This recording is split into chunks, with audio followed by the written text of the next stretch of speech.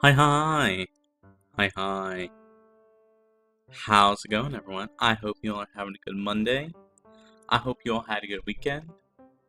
Hi, hi. Hi, Denny. Hi, Tamo. Hi, Kurama. Hi, hi. I hope you all are doing super, super well. Um, we got a lot to talk about today. A lot to get into, a lot to cover.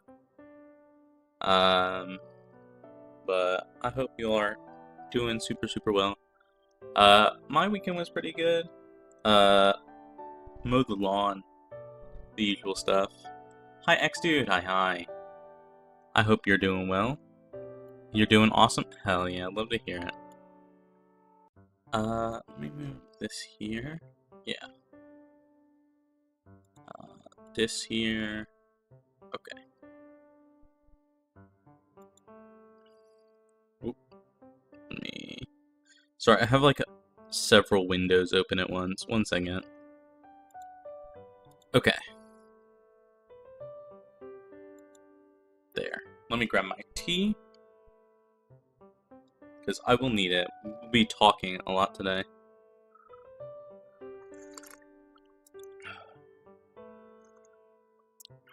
So, I had a good day today. Today was pretty good. Overall, I would say today was pretty good. Had a super, super productive day at work. Finally wrapped up, like, the corrections on that project I was working on. So we'll see what, the QA says about it, but it should be good. My brother made dinner, which is always a welcome surprise. He made our family recipe, chili recipe. We have a very, very spicy and good family recipe for chili. And it is very, very tasty. And I didn't have to cook, which is very, very nice. So it was super good. I got tea. We're going to be talking about strike systems. I could not be happier. The weekend was pretty good. It was pretty chill. Did not do a whole lot. Other than like prep for today's stream and that kind of thing. So, but let me pull this up 1 second. Very, very important message here today. Let me do this. I need everyone to do me a huge favor.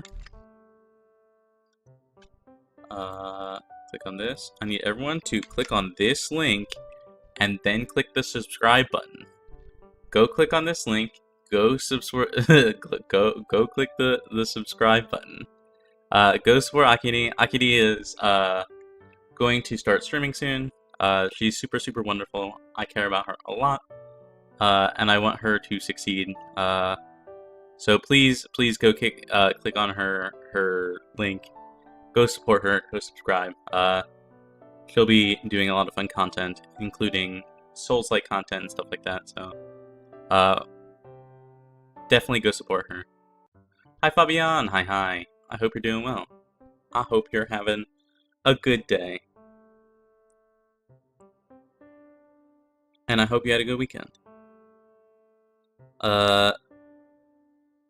So the plan for the week, if you haven't seen the schedule, today we will be discussing strike systems. I'll be going over vocations, and ancestries a little bit. We've already talked at length kind of about ancestries. There's a whole stream that we did about them. So I will be going over them, and I hope the schedule doesn't clash with her. It won't. We've worked things out. Don't worry.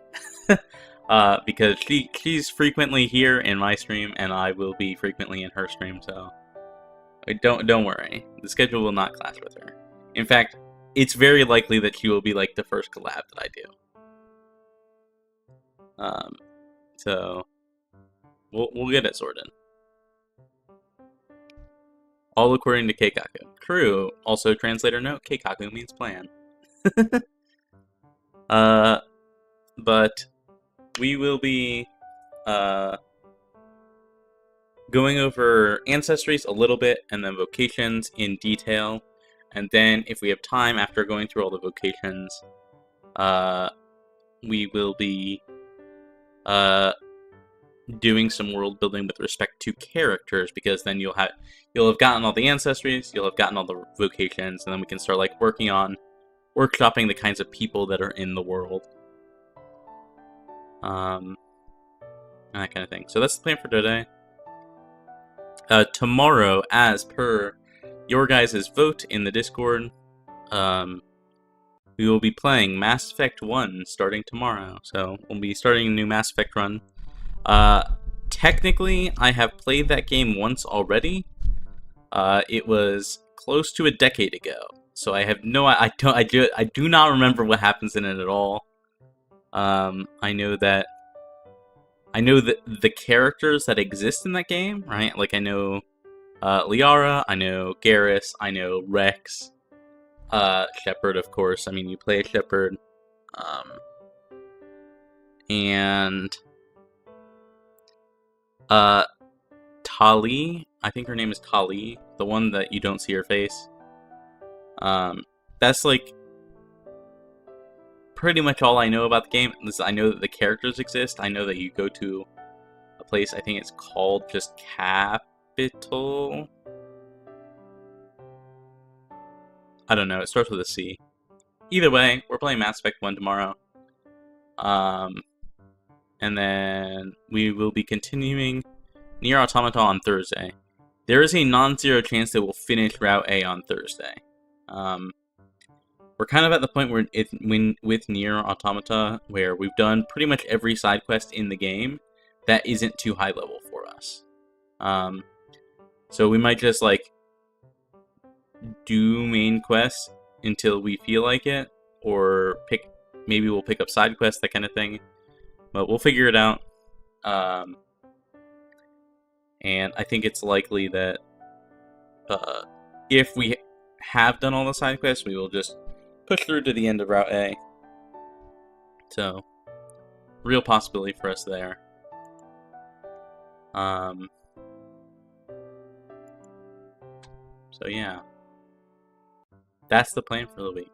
How have you guys been? Have you guys been good? I hope you guys have been good.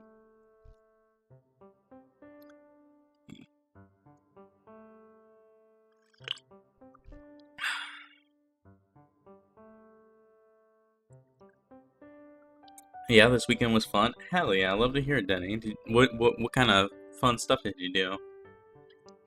Did you catch Rain's concert? Kermit the Cool. Hi. Tired but living. Well, I'm glad to hear you're living. That's a plus. My stepsister got married this weekend. I rented a draft beer station for the party, and now drinking a bit of the leftover. Hell yeah, that's awesome. Big congrats to your stepsister. That's super good. It was on the same night of the wedding. Dang, that's too bad. It was a fever dream, and filled with really good singing. But that's awesome. I'm super glad to hear that you that she got married and that you guys all had a good time. That's huge. That's super huge. Also, welcome Kermit. Welcome in. I hope you're doing well. I hope that you can get some rest and enjoy the living that you're doing. I spent all Saturday at home playing BG3 with the rain. Hell yeah. BG3 I feel like would be a very good indoor raining game. What kind of character are you making in it?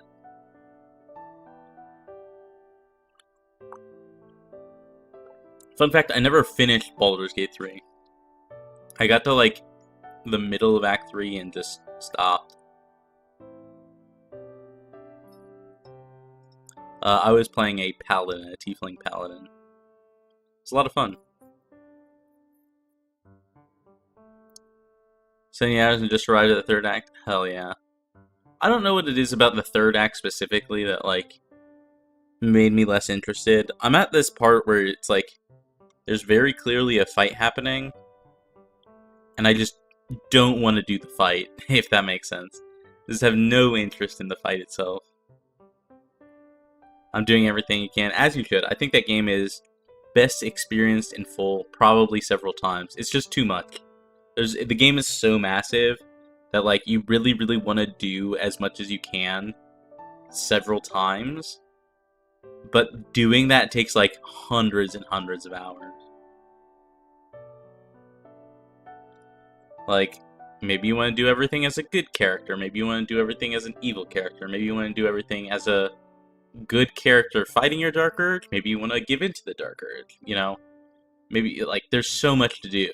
There's, like, every playthrough would be different. Maybe you want to do, like, a hardcore mode, or whatever they call it. Iron Man, Steel, Run. I have no idea what they call it in Baldur's Gate 3.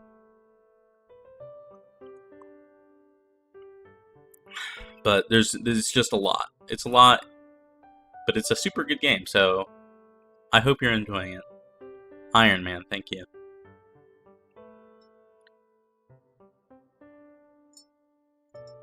Excuse me.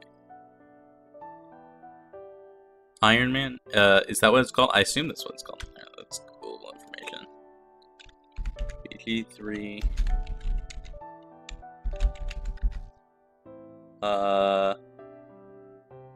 Tactician difficulty is what it's called, I think, in this game. On Googling. Tactician difficulty, is that the hardest difficulty? Where it's like super hard hardcore mode?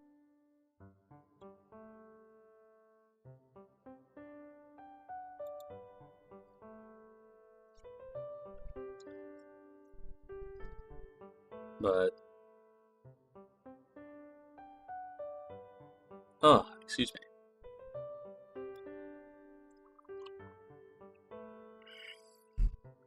But we will hop in then, I think. Let's start talking about ancestries and vocations. So, for those who don't know, what we're going to be talking about are ancestries and vocations for trike systems. If you're unfamiliar, if you haven't seen any of the past streams revolving Trike Systems is a tabletop role-playing game designed and created by a personal friend of mine. So you can see they were in chat earlier, Kurama Rose.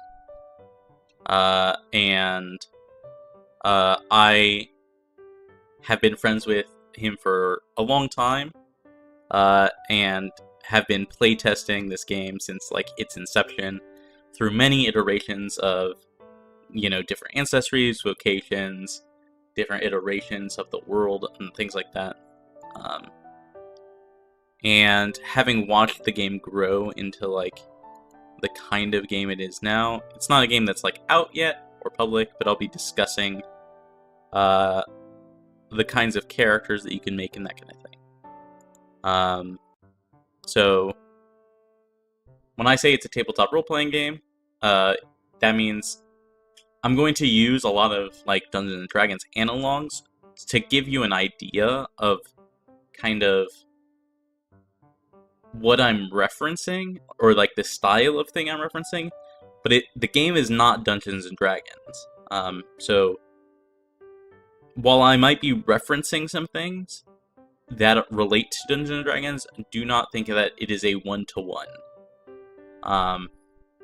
So just bear that in mind, because the system, while it uses a D20 for its primary role, there are a lot of changes to how, like, between what you might think of when you think of tabletop role-playing games and Trike Systems.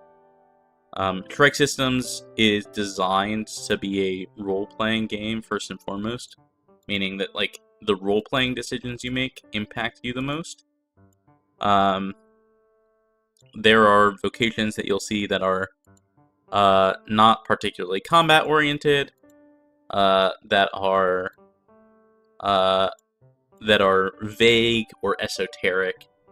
They are less concrete, I would say. They all have concrete ideas behind them, and concrete play styles behind them, but they are not D&D classes. So when you hear an ancestry, you might think D&D race, and when you hear heritage, you might think sub-race, but they are slightly different. Vocations, you might think class, and specialization, you might think subclass, but again, they are different. A class in D&D is something that your character learns or becomes, and vocations and trike systems are things that describe your character. You get powers from them, you do level up through them, but a vocation is a description of your character itself.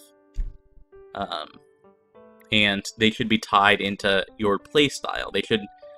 Each vocation exists to support your character's playstyle. So when you lean into the vocation, you really get a lot more out of it. If that makes sense.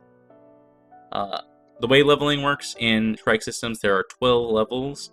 At each level, your vocation, you get somewhere between 1 to 3 spells that you use mana to cast. Yes, you have mana. There is a regeneration rate for mana. And when you run out of mana, you're swinging your sword or punching something. And that's it. So, if you're someone who relies heavily on your skills and your mana, you have to be cognizant of what you're doing. If you're someone who's very good at swinging your sword, maybe your character doesn't have a lot of mana, or maybe they use fewer skills, then that's the kind of playstyle that you have. So I'll get into that as we go along, but essentially, I don't know where I was going with that. Just think, take it in stride, I guess, when I explain some things to you, and hopefully it's very clear what I mean. Some terms, I'll be talking about sparks a lot. You'll hear me use the word spark a lot. A spark is a physical manifestation of a character's vocation, usually in the form of a tattoo or a mark or a skin texture. It's literally it is the physical manifestation of a character's power. If your character does not have one, they are unsparked. They are what's called self-taught. They're just a regular person. Most campaigns would not have that kind of character for a player character, because you would be incredibly weak. It's a heroic fantasy type game.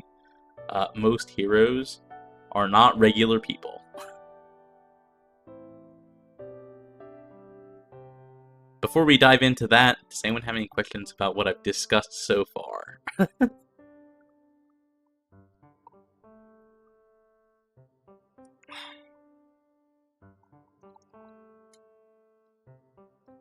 If not, we can jump right into it.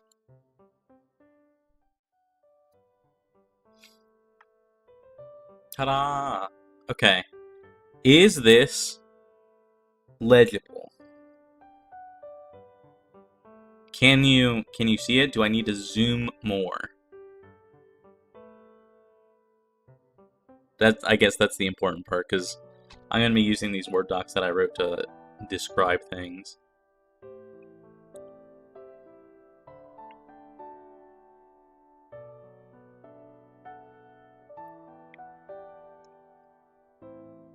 Okay. Excuse me. Sorry. Looks good to me. Maybe 120% if someone is on mobile. We're on 125. We can do this if that's easier. Maybe if I do like this. I can see fine if I go full screen. Is that better?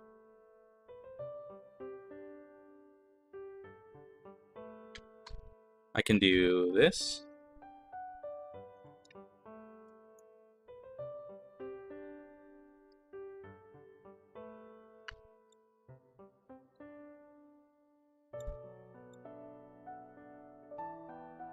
Something like that. How's that? Is that better?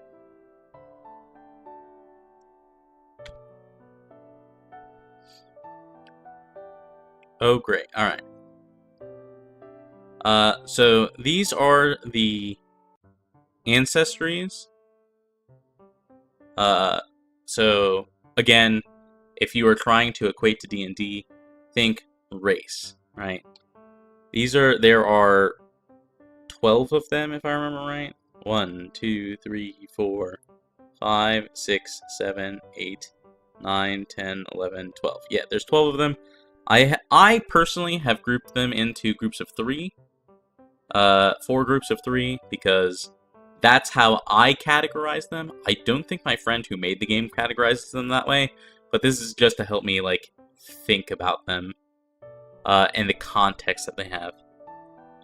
So the highlights are the categories. So yellow is for the precursor races. These 3 races were made by the gods. Literally, like, handcrafted. The first of these races were literally handcrafted by the gods themselves. Right? The blue ones are what I've called the descendant races, meaning that there was an event in history called the Dark Convergence. These races were all born from creatures that, like, more or less invaded reality during this time period. So, like, Elsie are descended from angels that were here present during the Dark Convergence, right? The green is for the ancient races. These are naturally descended from previous creatures or races.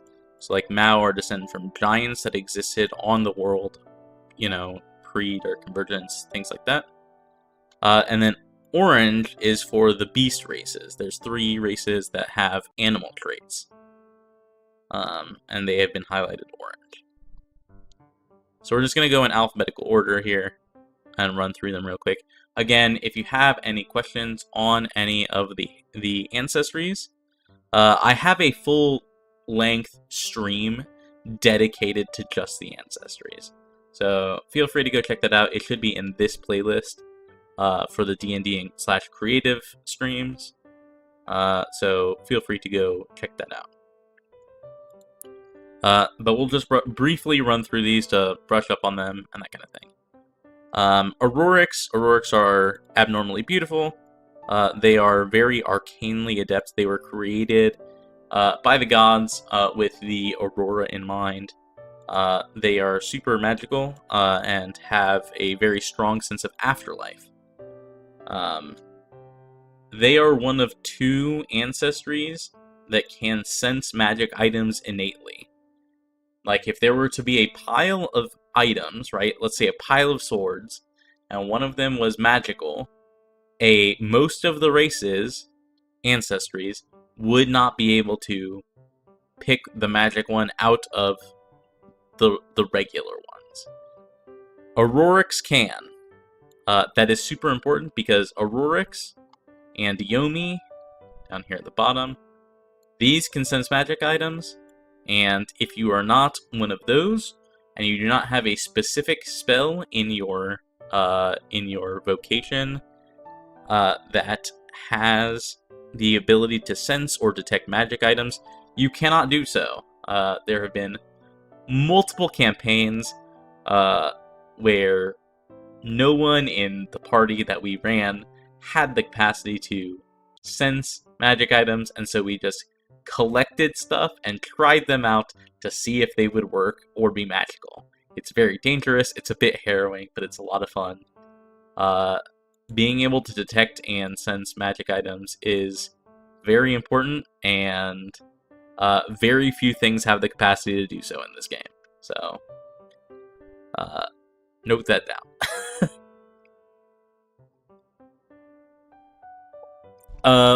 Briefly on the Auroric heritages, Liminal is like the regular, I would say, Auroric. Probably most common alongside Hollow. Liminal focuses more on magic, Hollow focuses more on the afterlife. And Scourge is like the outlier. Scourge have renounced their ancestry. They cut ties with the Aurora. So these two have the capacity to telepathy, communicate telepathically with each other. People of these heritages have the capacity to think at each other. Scourge do not. So they're like sub-heritage. Their heritage abilities, because you get abilities based on your ancestry and heritage. These two are focused more on community, whereas Scourge is all about like making your own stats better and that kind of thing. Moving on, Elseer. Elseer are super rare. One of the most rare ancestries. If you're playing an Elseer, you better come prepared. Is the ability to sense magic items attached to a standard part of the six senses or a unique sense itself? It is a unique sense itself. I would describe it as such.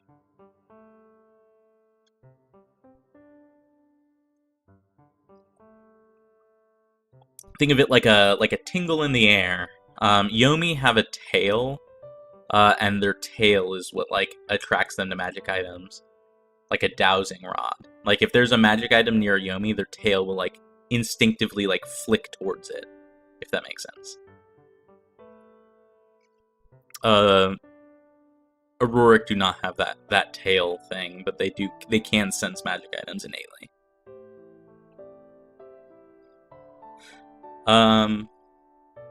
Elseer are like I said, they are descended from angels. They're descended from the seraphim. Specifically, they are a blend between Eltonine, this race, and the seraphim. And because they have such a strong ancestral tie to extraplanar entities that are either good or evil angels, they are under a lot of pressure. If I were DMing for an Elseer player, something I would do is maybe every so often, every few sessions, when the players go to rest, the Elseer player would have a dream from one of their, ancestors that's an angel that's like, hey, you better actively be doing good, like, or evil, right?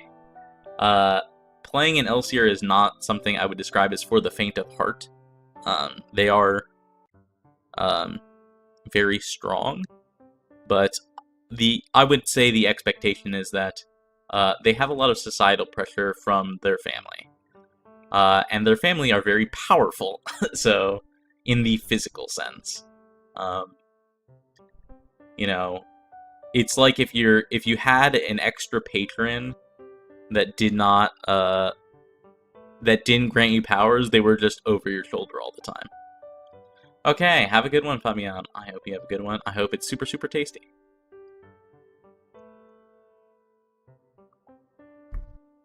I've played an Elseer before. It was a lot. I'm not gonna lie, it was a lot. But the trade-off for constantly, being told how to live your life is that you're super dope. You're super dope. Elseer heritages, so the Orate, they're good. They get like healing abilities, which in this game is very nice. Profane are born of evil. They have like darkness abilities or fear abilities and things like that. And Fetch are in an interesting spot, let's say, because they have like neutral abilities, things like discerning alignments and things like that. And an Elseer character is in a constant struggle of whether they should be doing good or evil. They are well, I would not describe them as neutral. They kind of become neutral because they're like focused on balancing themselves, because they are under a lot of pressure. So that's Elsier. Eltonine are if I were to describe them physically, I think it would be funny to think of them as like auditors, kind of.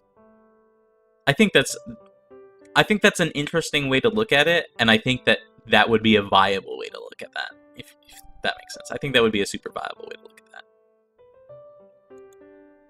that. Eltonine are made by the gods in the image of dragons. If you've ever played Final Fantasy 14, especially, think Aurath. They have like dragon features, they have some scaling, they can have claws, some characters have more than others. They're also the most varied race. So they're varied in the same way that like humans are varied. You know, some have dark hair, some have light hair, some have dark skin, some have light skin. So they're varied visually amongst themselves. But they all have draconic features. Elsier are actually like literally indistinguishable from an Eltonine outside of their eyes or like their draconic features. Elsier do not have draconic features. Eltonine do. So Eltonine have like vertical slit pupils, like a dragon might, and that kind of thing. Because they're the most varied face, their like bonuses are all towards like you get to choose extra skills. Talents being like skills, if you're thinking like D&D stuff, or tool bonuses and things like that. If a player was like, I want full customization of every little detail, I would tell them to pick an Elton, because they get the most quote unquote like choice in like where their abilities lie.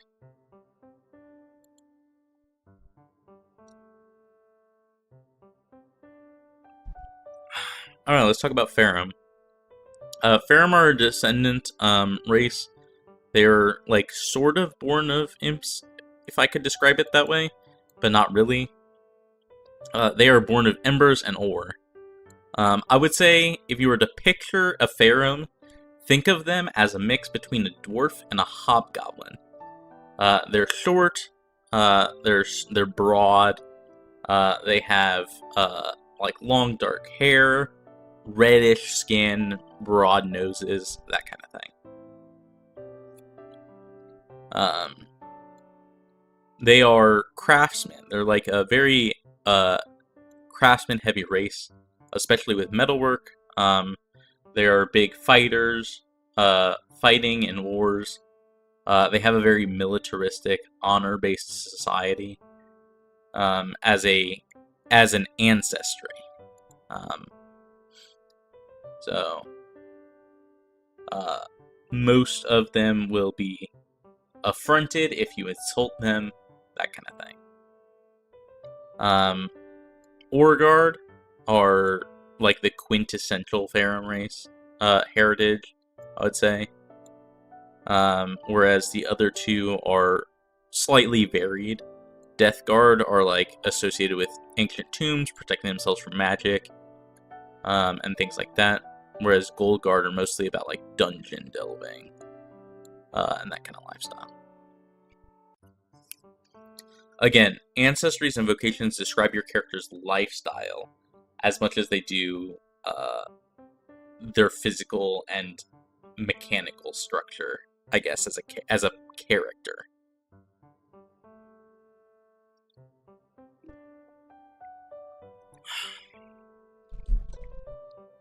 You know what? I'm gonna pre-pop a lozenge. 1 second.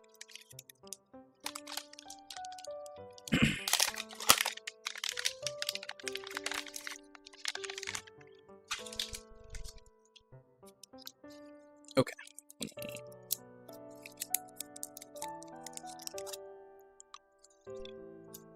Alright. Mao are descended from giants. I keep thinking of like the Urukai creation scene, but with like a pile of metallic rubble and fire. I mean, kind of. You're not really wrong in thinking that way. They're a lot. Imagine short, red-skinned Urukai, and you've got it. Less goblins involved, less like traditional orcs involved, but kind of. Yeah.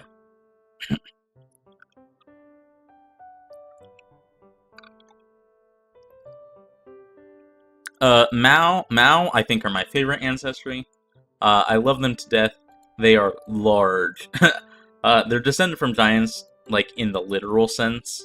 They're not, like, half giants, but they're, like, imagine if giants just, like, intermingled with society for several centuries. Their children become very large.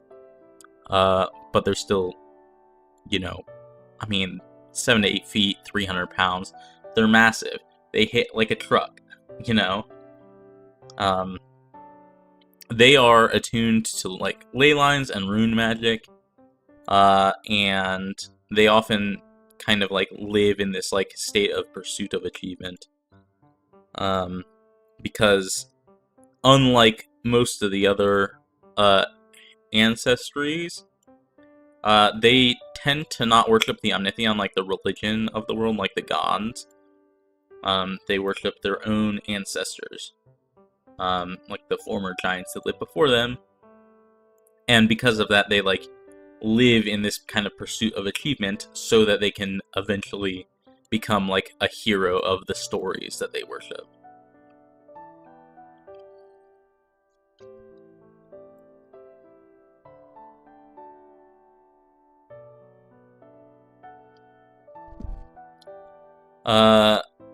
Heritages, Braveborn Mao. Braveborn Mao are the fighters.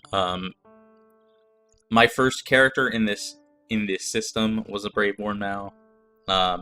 Braveborn Mao feel emotions strongly. Not the only heritage to do so. You know, they are play hard, party hard, fight hard, do everything with intensity. Which is a lot of fun to play. I would say, for me, specifically. Runeborn Mao are most associated with the rune magic. They have abilities that let them, like, cast runes and things like that, or work rune magic into things. And Frostborn Mao are about, like, stone carving, things like that. If you want, like, sensing stones and, like, that kind of heritage ability, Frostborn Mao is the one to pick. Remics. So, Remics are bird people. They're bird people. They have wings, they have beaks, they have feathers. They fly. I've played a Remics before. Remics are really, really fun. They definitely are super different from most ancestries I've played in any game. Because they're bird people, and they behave like bird people. They don't behave like people who happen to have wings. They behave like bird people.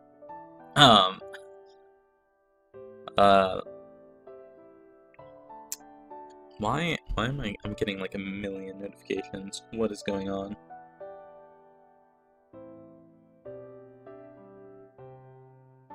Please stop.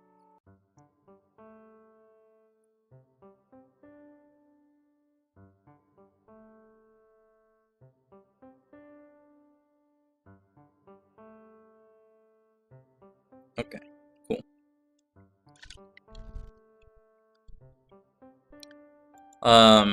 But Remics are, they're birds. I don't know how, but they travel light because they need to fly. The heritages are Accipiter for, like, falcons, eagles, and hawks. They have stronger flying abilities, and they have, like, dive bomb and things like that that they can do. Accipiter is the only heritage that can fly with medium armor. these two require light armor to be able to fly. I mean, makes sense. Birds can't carry super heavy stuff when they fly. And I think that goes without saying that the falcons and hawks and eagles can. They can fly with more stuff. Corvus are crows and ravens, and they are the interminglable ones. As a heritage, as an ancestry, Remics tend to be a bit different than most other ancestries, in that they, like, most of their communication, inter-Remics communication, happens with, like, whistles and things like that. So, Corvus are, like, the most adaptable society. They're if you're, like, the wheeling and dealing of the Remics. This says fetch. This is supposed to say Taito. Copy-paste errors, folks. Taito heritage, Remics are owls. That's anything from, like, barn owls to snowy owls, that kind of thing.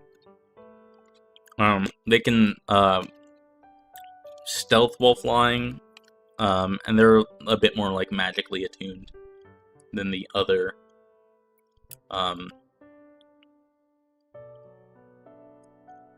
Remics.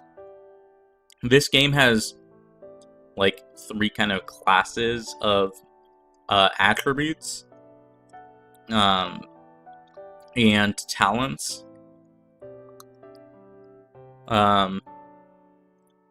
Physical, mental, and social. I would describe Exhibitor as physical, Taito as mental, and Corvus as social. Any unlisted ancestries that may be extinct? Not that I'm aware of, but I think that would be a really cool idea to put in the game. I don't see why you couldn't say that. You know? I would have no issue with that.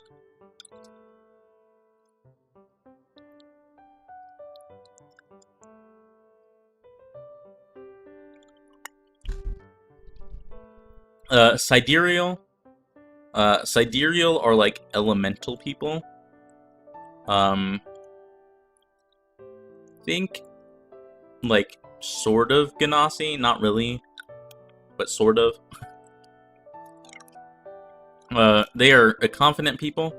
There is no doubt that Sidereal find themselves as able to come across, like, meet any challenge they come across, right? If you're a Sidereal, there is nothing that you would not be able to face. Because you're confident. It's not necessarily arrogance, but some people might interpret it as arrogance. Sidereal are literally element people. They have 4 heritages, 1 for air, 1 for water, 1 for fire, and 1 for earth. Like, the water people, for example, can breathe underwater. They can literally produce water from nothing. If you're traveling across a desert with an oasis sidereal, you don't need to hunt for water. They can literally just create water. Vias, they don't need to breathe, right? Things like that. Ignis can create fire and empower their weapons with it. Petrus sidereal can manipulate earth and things like that. Because of this, their existence is often tied to the elements. A sidereal home might not even have walls. They might have, like, curtains as their walls to let the breeze flow through it.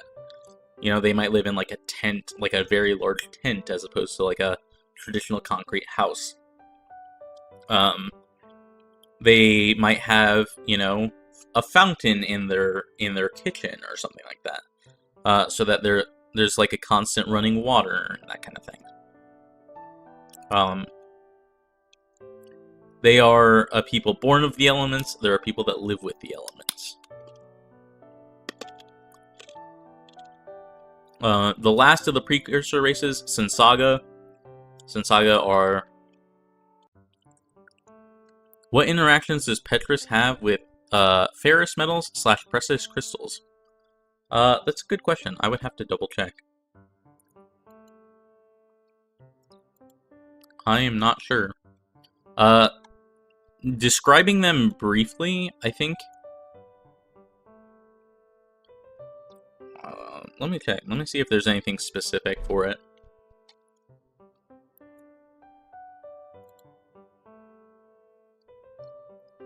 You guys cannot see this. I've asked the creator if I can show you stuff directly, and he said he would prefer things to look nicer. All the notes to look nicer before I present them to people. So bear with me for a second.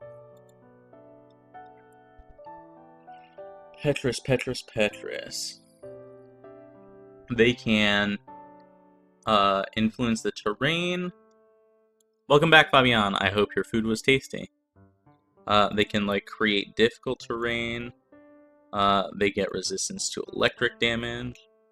And they get a meld with stone type ability. So nothing specific to ferrous / crystals.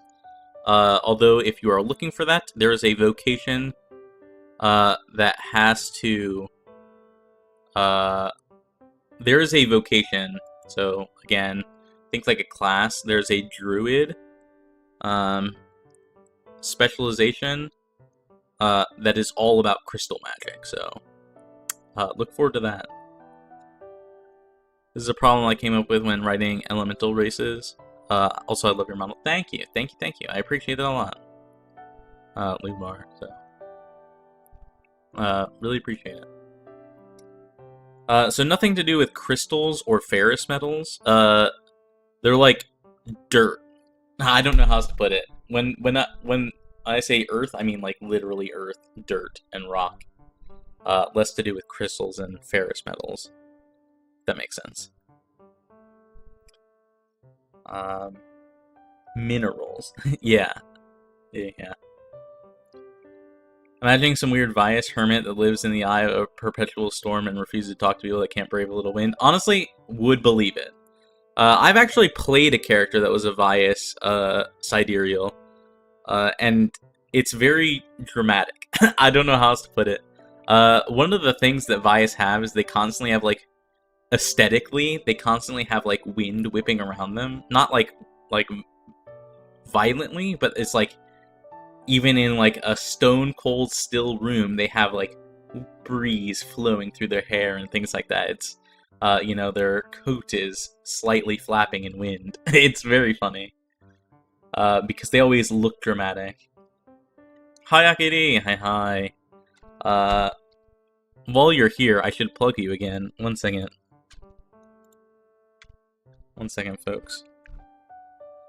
So I'm layouting artwork. That's totally fine. That's super fine. Anyways.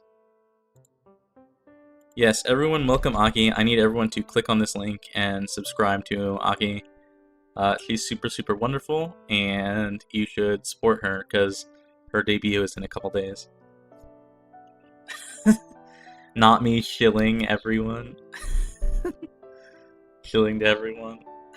I'm here for it. I'm so excited. Go support her. Go support her. Anywho.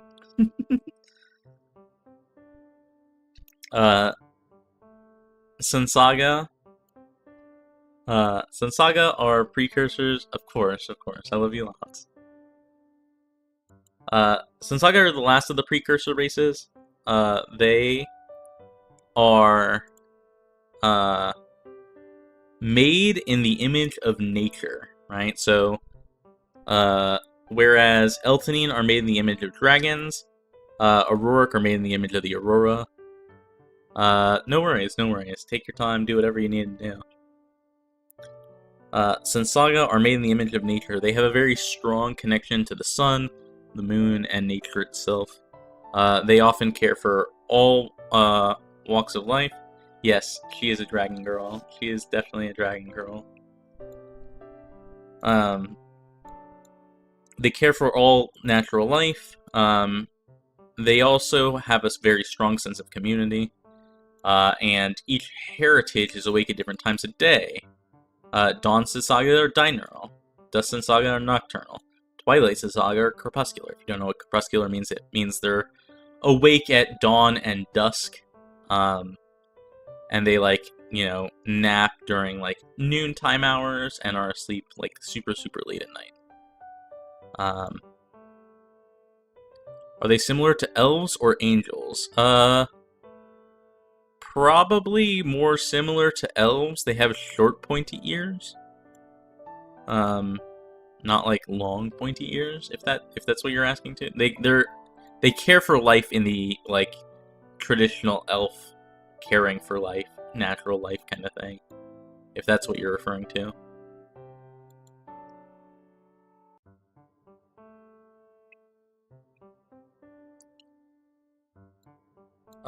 Let me think about this.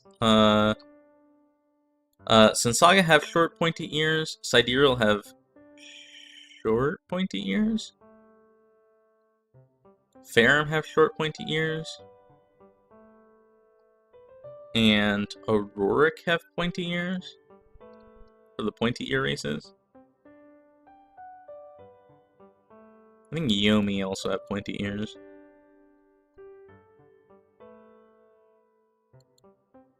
Just aesthetic-wise, Celestial theme versus traditional nature elves. These are the traditional nature ones. The Elseer are descended from angels. They're they don't have wings, but they are definitely celestial thing. They'll have dreams of their, angel ancestor telling them that, hey, they better get their shit together and start being better people if they're, straying from the path of good. Things like that.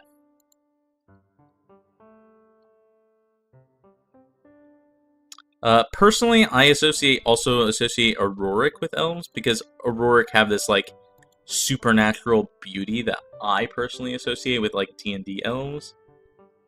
Whereas Sensaga are, nature-y type thing. It's tough to say one is elf more than the other in this game, because none of them are elves.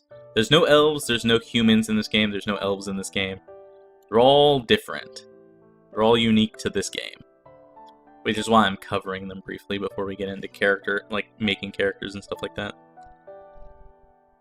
Sensaga is more druidic then. Yeah, you could say they have a slightly druidic lifestyle. There is a whole vocation dedicated to druids, though, so they aren't mechanical druids, but they have a druidic lifestyle, if that makes sense.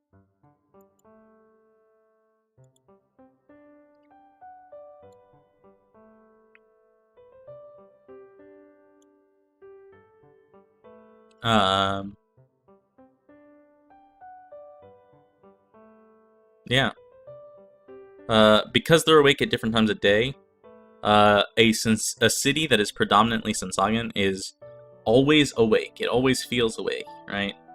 New York City, the city that never sleeps. Sensagan cities are like that, because the people are awake at different times. So, just a little quirk of Sensagan society. Moving on, Tor. Tor are the second of the beast races. We've talked about Remics, which are the bird people. Tor are ungulate people. I would say bovine, but one of them are elk, so I can't say bovine. So they are ungulate humanoids. Think sort of Minotaur-esque people. Rond are the traditional Minotaur type character. Elghorn are elks. They are more suited to harsher environments, and Krios are rams. They have curly horns. They are better suited to labor strength as opposed to battle strength. But they're all strong. Tor are large. They're almost as big as Mao are, if not bigger in some capacity. And they are all known for their passion. Tor as a as an ancestry are very much the type of characters who have that sort of work hard, play hard mentality, where they always are game for a lot of stuff. They're more likely to be into, pitched battle and things like that. They're very passionate people. You'll see that in a lot of these ancestries, that societally they are more passionate. That is to help encourage players to play characters who are more interested in the game. I don't know how else to put this. There are a lot of players in D&D who are comfortable not engaging, and I think that's okay to an extent. But for this game, because the game is very much designed around being you get what you give, the more you interact with the game itself, the more fun it is. Right? The game's mechanical design encourages you to engage with the game more. And because of that, the game benefits you for engaging with the game more, which is why societally, the ancestries encourage players to engage more. Human fighter moment. You can play. I think you can play a human fighter and be engaged with the game, but yeah, there is some philosophy behind people who make characters as an extension of their actions to as a character separate from oneself. Yeah, I think that's the case. And while there's nothing wrong with being a player who's more comfortable sitting back and enjoying the show, so to speak, mechanically, this game is definitely one that encourages you to engage with it as a character. The way the actual mechanics work, like if you're trying to play a character's play style, and then you go against the character's play style, it doesn't work, right? If you were trying to play a character that was a wheeling and dealing character, you wanted to place a character that was very schmoving, they have high diplomacy, they have high manipulation abilities, and then you're mechanically, you're picking an ancestry and vocation that's all about swinging a sword. It doesn't work as well. You can do it, and there's nothing wrong with you doing it, but you will definitely struggle than someone who's designed their character to be what they want to be, right? If you want to be a wheel and dealer and you want to play as a wheel and dealer, then your vocation should be someone who's wheeling and dealing. More like vampire. I've heard. I have not played Vampire the Masquerade myself, so I can't really say. But I've heard that that's more the case in Vampire the Masquerade.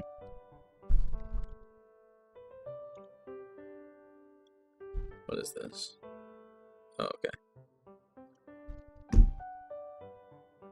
Unfortunately, no matter the character I make, I keep being a bastard with environment objects. I just see a big rock and I want to drop it on something. I think that's valid, and I would probably recommend maybe the Mountain Devotee. We'll get into that in a while. We'll get into vocations here in a minute. So stay tuned for the vocations, because again, vocations are an extension of one's character themselves. I cast rock. Yes. In fact, there's a whole class of mage that's about rock magic, so also stay tuned for that. There's what, 5 schools of magic in this setting, in this game, and one of them is like archaeology, the school of magic. It's very interesting. I cast Iron, the barbarian chef, probably. True, very true. I cast Pocket Gravel, also true. We'll get into relic mages. I think relic mages are super cool. So I almost played a relic mage myself, actually.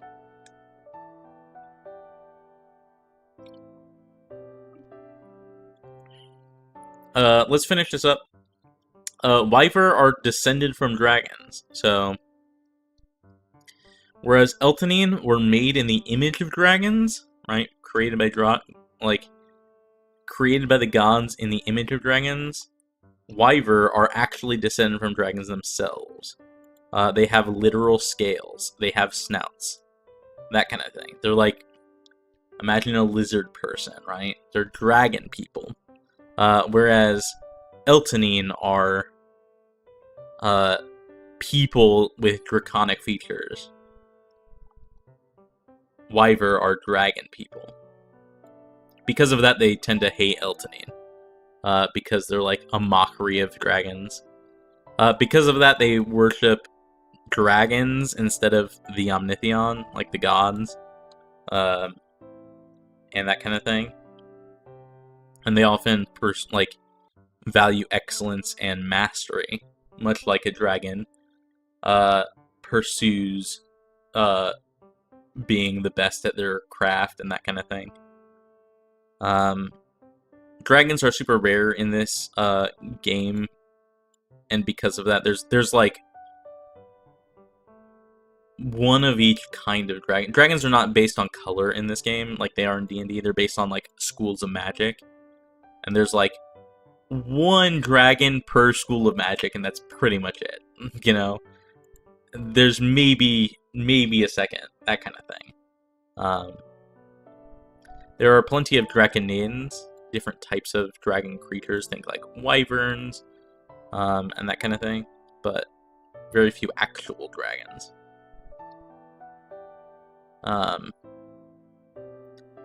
Solid are martial wyver. They have very physical abilities. Deep are esoteric. They're like arcane wyver. They have more mental abilities.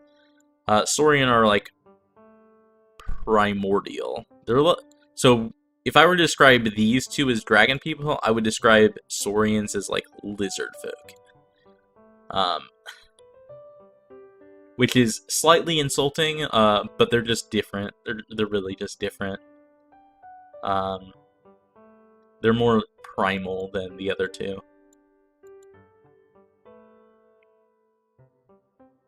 Yomi, so whereas Elseer are descended from angels that came during the Dark Convergence, Yomi are descended from imps or devils or demons. You can call them whatever you want. They're all the same in this game. They're devil people. They are like very lithe and sleek. They have a devil tail. Like I said, their tail can sense magic. It often flicks towards magic items and things like that. They're also nomadic. Yomi, I would describe them almost like as a gypsy people. They're very focused on, acrobatics and mystery, and they're, there's almost an argument that they're like almost fae-like, They're, trickstery. I played a Yomi. It was super cool. I liked that character a lot. She was awesome. She was also a basket case, so the way I played her, she was fucking insane, but you don't have to play Yomi that way. God, that was good times. The 3 heritages of Yomi, Exalted, I would describe as like political. You will often find Exalted Yomi in positions of power because they've manipulated everyone around them to believe that they're the best suited for being in charge. They have a very high, like, EQ, right? Glimmer Yomi are the more acrobatic Yomi. They do flips and shit. Let me double check, but I want to say they have, like, something specific, like an ability specific to being literally better at acrobatics. You know what? I'm not gonna check. We got too much to cover, I think. But yeah, Broom Yomi are very whimsical. Yomi feel like if you granted cats a humanoid body. Yes, I feel like that's pretty accurate. Honestly, that's not inaccurate. Even though we have literal cat people, I feel like you're right. I feel like you're right. You're right. You're 100% right. Briefly, Broom Yomi have ADHD. They're, like, very, very passionate, but they just have no focus. They're the kind of people who would feel super passionate about one thing, and then they find something else and they get super passionate about that, and then they find something else and get super passionate about that. So that's Broom Yomi. They're super cool. I love Yomi. Maybe my second favorite ancestry. I just think they're fun to play. They're also gorgeous. Ooh, do I have art? I wonder if I have the art on this computer. Give me 1 second.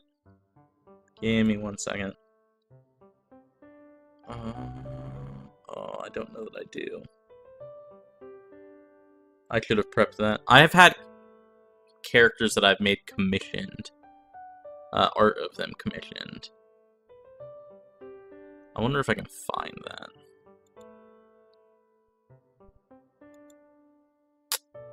I'm not gonna find it quick enough. I just know I'm not. No. Gosh dang it, I should have thought of that before stream. That's too bad.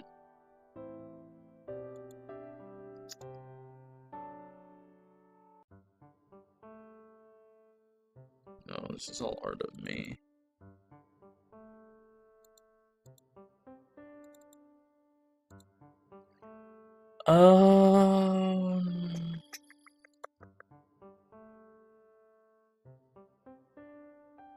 Oh, wait, do I have access to this?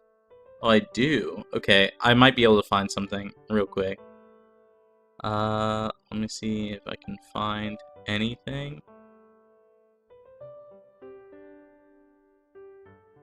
Oh my god, this folder isn't organized. Oh, here we go.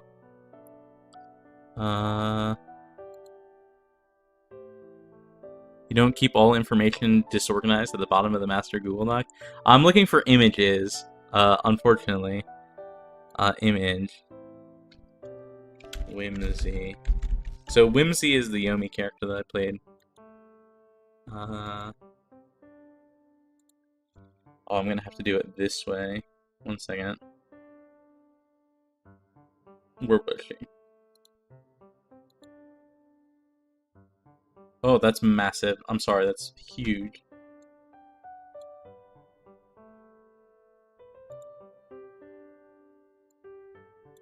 This is Whimsy. This is an artist rendition of her. She's the Yomi character that I made. She's, like I said, devil tail. They look kind of like devils. She's a glimmer Yomi, so the middle kind. Control F to make it crop to the scene. That's okay. Let's make it small here. Cute. Yeah, she's really like, her whole shtick was that she like batted her eyelashes to like get out of trouble, and she was a big troublemaker. So that kind of thing. Let me see if I can find any other characters while I'm here. Because they're all in this folder. But the folder is large, so bear with me.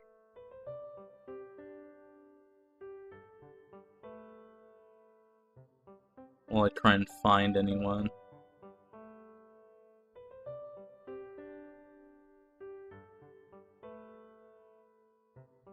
A gift of art, yeah. This is, Mai. She's Eltonine. She's a druid. You can see she's got, like, her shtick was like a spirit druid, that I don't know exists anymore. But she is, an Eltonine. You can see she's, like, relatively humanoid, but she has slight draconic features. I'm gonna actually zoom in on the eye, if I can here. Ghost cat, yeah, she, like, talked to dead animals and stuff like that. You can see she's got, like, light scaling around the eyes. Her eyes are, like, have, like, that vertical pupil that I mentioned. And that kind of thing.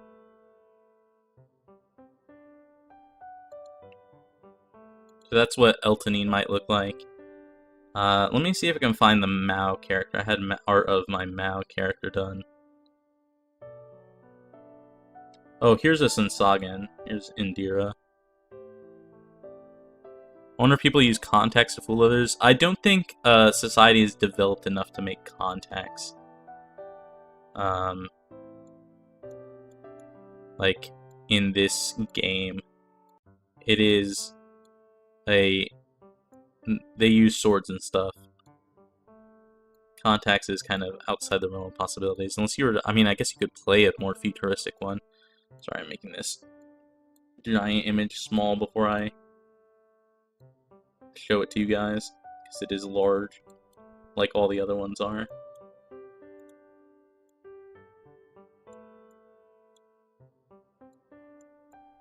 There you go. This is a Sensagen. She was Dawn Sensagen, which is why she's pale. She's got like the eyeliner that's like natural. She was like a craftswoman type character, like a blacksmith. So that might be what a Sensagen looks like. Let me see if I can find the Mao. Here we go. Perfect. Gives me Artificer vibes. She was kind of Artificer-esque, I would say. This is what my Mao character looked like. You can see he's, like, massive. Homie is massive, had a massive sword, and killed things. I liked him a lot. He was a super, super dynamic character. Despite being big man hit things, he had a lot of character development. He also died and got brought back to life, which does not happen in this game. There's very, very few things in this game that let you bring someone back from the dead. So you do have to play safer than you would in like D&D. But this is what a Mao might look like. You can just see he's large. So, anyways, we're gonna wrap this up. Yomi, we talked about Yomi. Zona are the last ancestry. I had that art was sick, yeah. That was art of the first character that I made in this game. In this game system. His name was Einad. And he was a behemoth, which is my favorite vocation. Last of the ancestries before we get into vocations. Zona, they're cat people. They have fur, they have claws, they have, you know, furry ears. They're literally cat people. Again, all the beast races are actually the beasts. They're not like, you know, humanoid versions of the beast. I mean, they are in that they walk on two legs, but they're not in the, you know, kimono mimi sense. They have fur. There's not just cat ears and a tail. They're literal cat people. Sunkeepers are diurnal. They are like lions. They have like large manes, that kind of thing. Sea Seekers are like more panther-like. They have like sleek back coats of fur. They have very strong lunar associations. And then Roof Runners are like lynx or bobcats. They have like tufts on their ears. They are crepuscular. They're urban. They're called Roof Runners because they like literally you'll find one sleeping on your roof at some point, basking in the sunlight while they doze off at noontime. And those are the ancestries. Those are the ancestries. All unique. Like I said, there's no humans. You're not gonna find humans. You're not gonna find elves. You're not gonna find like halflings or anything like that. They're all super unique. So, part of why I love this game. Let's talk about Vocations. Like I said, I have a whole stream dedicated to ancestries. That's why we're not spending too much time on them. A whole separate stream dedicated to ancestries. This one's going to be more dedicated to Vocations. Let's talk about Vocations. Again, like I said, Vocations are a part of your character. They are an extension of your character's self. They are not a class. While you can train to become one, that does not necessarily mean you do become one. You can spend your whole life training to be an Eidolon and end up becoming a behemoth, if that's more in tune with what your character is. So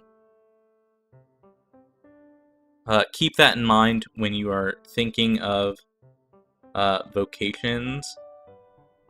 They are part of who you are. They represent who you are, not a job you have. And not all of them are combat-oriented. There are some that are all about, talking to people. There are some that are about being religious. There's at least one that is involved that's literally just a doctor, right? So, and I mean doctor in the medical sense, not doctor in the, professional sense. Are they called Vocations as a reference to Dragon's Dogma? Probably not, if I had to guess. They used to be called classes, but they got changed to Vocations because class has this kind of connotation of job that you get, right? Job that you pick up, and this is not, I would not describe these as that. They are like your life's calling. Which is why they're called Vocations as opposed to anything else. Profession, class, vocation, etc. I'm sorry, I've not played a Dragon's Dogma game. I'm unfamiliar.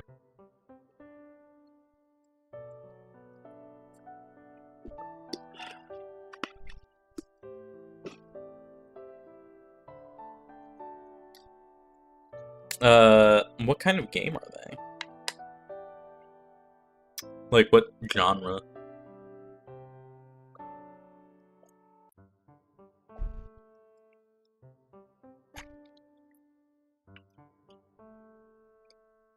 I'm just saying that it can be interchangeable sometimes. Yeah, it can be. It definitely can be. Dragon's Dogma is an action RPG. Oh, interesting.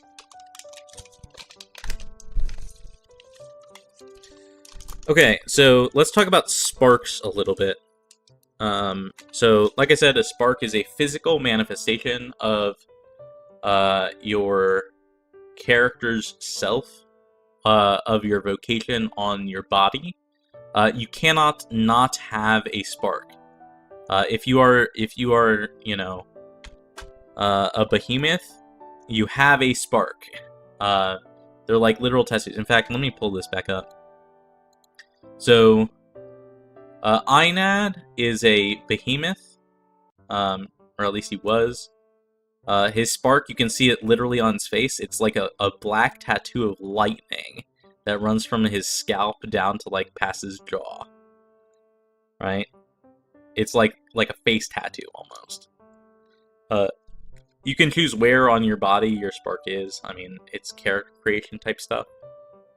I chose it to be on his face because it would be very Einad for people. You would look at him and know what he is, you look at this man and you see, oh, that guy's a behemoth.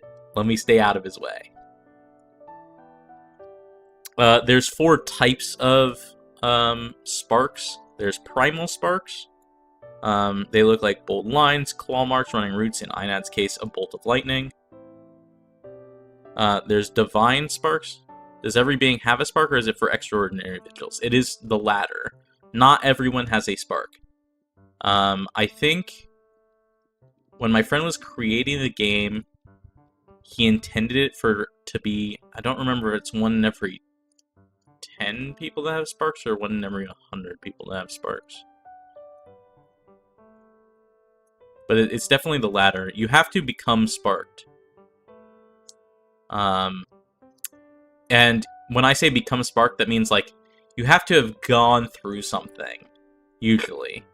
It's like an awakening.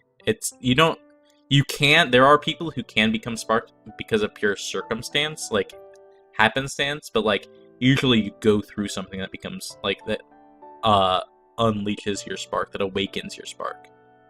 Inad, literally, his, like, backstory is that he was a slave in like a coal mine, and the mine collapsed, and he, like, held the cave-in up so that people could get by before they got trapped inside. And that's what, like, awakened his spark. That's a bit dramatic, but that's what, think like that. Do sparks change in shape and size over time, or are they usually the same? They do change in shape and size. In fact, as you become higher level, like when you're level 1, it's like maybe a few lines, or it's small. When you level up, they get larger, they get more detailed, things like that. So, definitely the first one.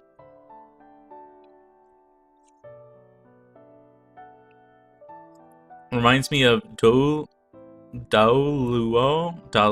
a Chinese cultivation isekai light novel. I've not heard of that. I'm not super familiar with Chinese cultivation stories. They seem very interesting to me, though. They do seem very interesting to me. I would love to read one sometime. But of the sparks, so there's primal sparks. Again, bold lines, claw marks, running roots, lightning bolts, things like that. Divine sparks, which are more associated with, like, gods. So, like, Bloodsworn have, like, formed a pact with a patron. You'll see champions are, like, Templars, things like that. So they have fine line work, geometric shapes, and elegant sigilism. Martial sparks, which are like heavy tattoos that flow around joints and muscles. These are like martials sparks are like especially physical, be it speed or strength or endurance. Maybe you know it for Soul Land. I don't know what that means, Fabian. I'm sorry.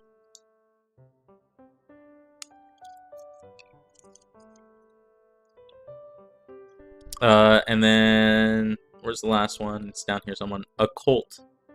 They are like otherworldly skin textures. So like you might have like glitter dust embedded in your skin, or you might have like ice crystals forming across your chest, things like that.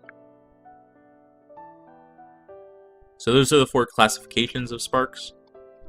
There are 3 of each, I want to say.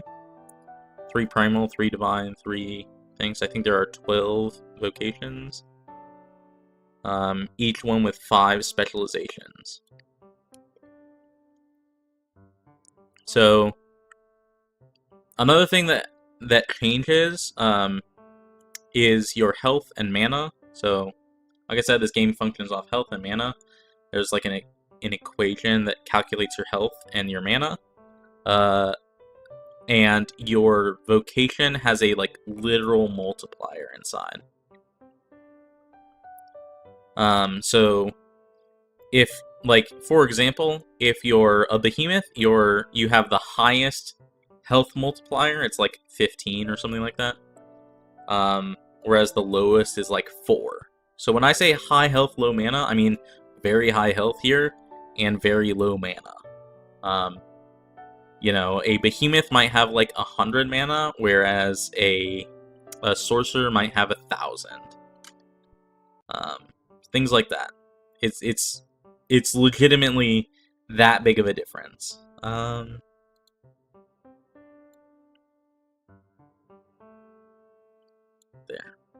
Wait. Sorry, I just realized this wasn't sized properly. There. Imagine the unfortunate player character that survived a deadly glitter bomb incident. True, I know, right? Alright, let's talk about behemoths. Behemoths are one of my favorites. They are tanks. I mean that literally. The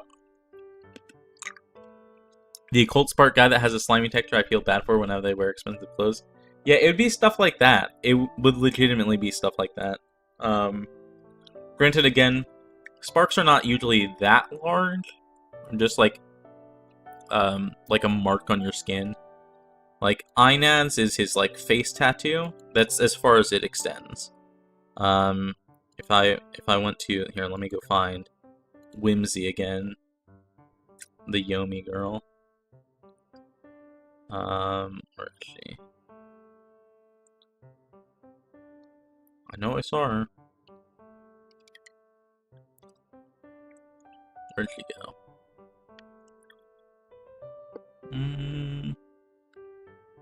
Oh, actually, here's Indira. Where'd it go? You can see Indira's spark is here on her shoulder. It's this, like, hammer with the tongs intertwined around it, like a caduceus.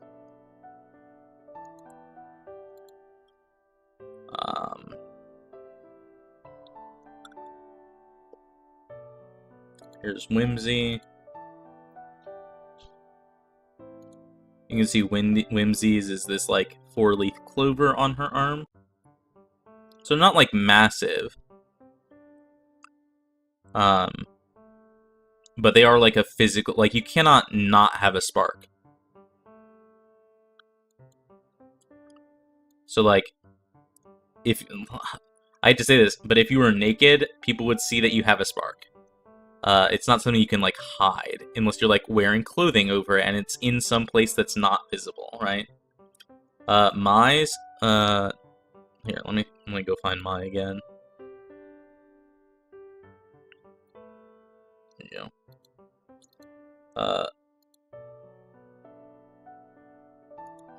You can see Mai here. Mai's was on her back, I want to say. So, like, you can't see that she has a spark here. Right, she's wearing, like, a kimono type outfit.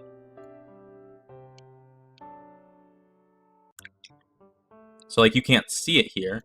Hers is of a lotus, which is why I had the artist draw a hairpin. Artist is Shidana Sayo, by the way. Shout out to him. He did my VTuber design ref. Things like that. Cool mask skills, skyrocketing for the face parks. True. So true. Oh, lordy. That's really one of the reasons why I put Inads. I had Inads on his face, was so it's like it's not something he can hide from people, right? But anyways, behemoths are tanks. If you were to describe a behemoth to a layperson, right, in this setting, in this like hypothetical setting, someone might see a behemoth and think they're literally unkillable.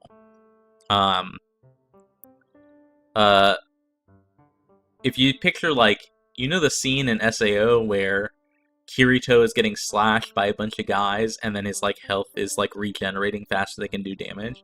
That's kind of what playing a behemoth is like. They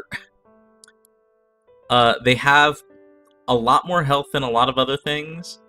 They have a lot of defensive abilities. They have slight taunting abilities. And they're very melee combat oriented. Best abridged scene? It really is. It's really one of the best SAO abridged scenes, for sure. Local man too angry to die, more at 9. I mean, kinda, yeah. Kind of, yeah. I think Wrathguard literally has that ability, where they do get too angry to actually die. It's like if they hit 0, they can be angry and not be at 0. Or something along those lines. It's a much later skill. So there are 12 levels in this game. Alright, I'm gonna explain this in brief. There's levels 1 to 12. Level 1 is usually like your classes like bread and butter skill. Level 6 is like your ultimate, if that makes sense.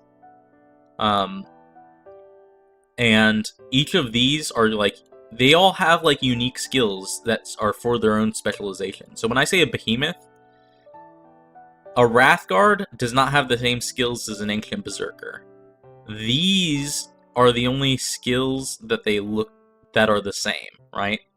If you were to look at level 1 for Ancient Berserker, it's a totally different spell than a level 1 Wrathguard. But their level 2 might look the same, right? Their level 3 might look the same, and then the rest of their skills are different. What does the level curve look like? I would say in the setting, you would have to be someone very special to be past like level 3. If you hit level 6, you're someone who could be like commanding, you know, an army, maybe. Maybe like level 7 or 8 is like commanding an army. Level 12 is next to godhood. Level 13, there technically is a level 13, but that's Demigod says it's like outside the scope of the game. Hi, Giocele. I don't know if I'm pronouncing your name right, but hi. We're talking about Strike Systems. It's a tabletop role-playing game that is designed by a friend of mine. It's not like released or anything yet, which is why I'm covering the ancestries. We went over ancestries earlier, which was like, I think, races, and we're going over vocations now, which is like your the level up system. But level curve, like I said, there's not a lot of people over level 3. If you're level 6 and you get your like quote unquote ultimate, you're very strong. I would say end game, if you're like talking like, think like D&D 1 to 20 being this game's 1 to 12. If you're running a 1 to 20 campaign, you might end in this game at like level 10. Like, I don't think I've played a character that got up to level 12. No, I did exactly once. But that's because we were fighting someone who was, like, the end game boss was someone who was level 13. So, that fight was really, really difficult. It was really difficult.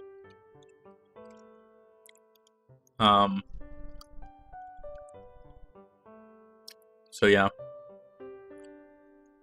So the curve is pretty existential, not constant.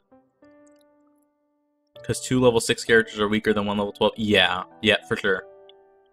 A level 12 person would, like, wipe the floor with someone who's level 9. Like, it's not close. They might even wipe the floor with someone who's level 11. That's the discrepancy between 12 and 11.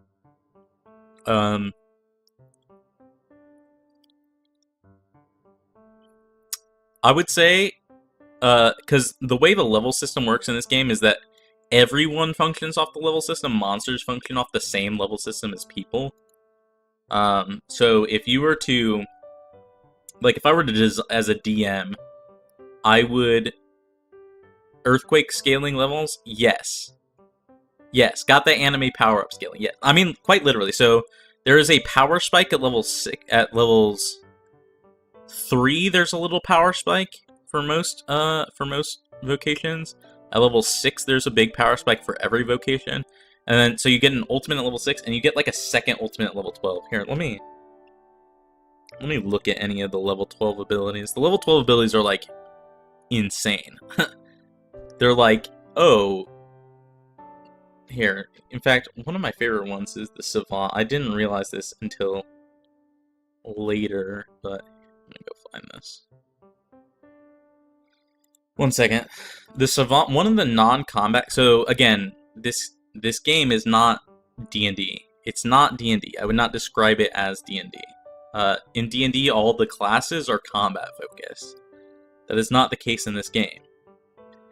There are vocations that are not combat oriented. They're like planners or thinkers. There's like a doctor one, that kind of thing. So, one of the non-combat vocations is called the Savant. It's like a thinker. They're like almost like a skill monkey. All they do is like think and plan and that kind of thing. That's like where their specialties lie. And their level 12 ability, I believe, is just you roll a d20. When you roll a d20, you can choose to treat that d20 as any number or something like that. It's like something broken. All the level 12 abilities are super broken. That's what you should know. Yeah, here you go. Once per day, you can tell the GM to treat the result of a d20 roll they just made as any number you wish. It's not a d20 that you made, it's a d20 roll that the DM made. You can tell the GM to treat the result of a d20 roll they made as any number you wish. No rerolls are possible. It's like obscene abilities like that. So, take that for what it's worth. Some level 12s are just nukes, right? Like thousands of damage, thousands of HP damage nukes. Like it's shit like that. It's shit like that. So that's kind of like the level scaling. But as I was saying, there are very few common skills between the behemoths or between the bloodsworns. That's the kind of ability where a person just grabs a bullet without even looking. It is. It really is. It's. I think it's super neat. Most games will never get to level 12 in fairness. But it is the fact that you have the capacity to do so in this game is, I think, very cool.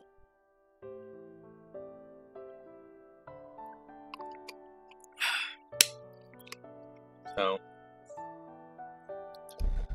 we're gonna run through these real quick, because I've already been going for almost 2 hours, and we have to get through all 12 of these, at least. I was hoping to get through more than just the vocations today, but maybe that's all we can do. Because I was hoping to do world building, like make characters and things like that. But maybe we'll just do vocations today. So, we'll see. We'll see how far we get. Behemoth, like I said, they're tanks. They are brute force the character. The yappening, for sure. So true. Ancient Berserker. Ancient Berserker is one of my favorite behemoths, I would say. They have instincts that they can go into. Like you can become... Like you get like different... They're almost like stances, basically, that you get. They're instincts, and they each have like a personality restriction. So like one of the instincts is like you get extra resistances to damage types and things like that. But if you let someone insult your friend, then you cannot go into that instinct for like 24 hours. It's shit like that. It's like, oh, right? You can't let someone insult you. You can't let someone treat an animal cruelly. There's like 5 instincts, maybe 4 instincts. And they all have like, they all help you define your character, right? And that's kind of like what these specializations are all about.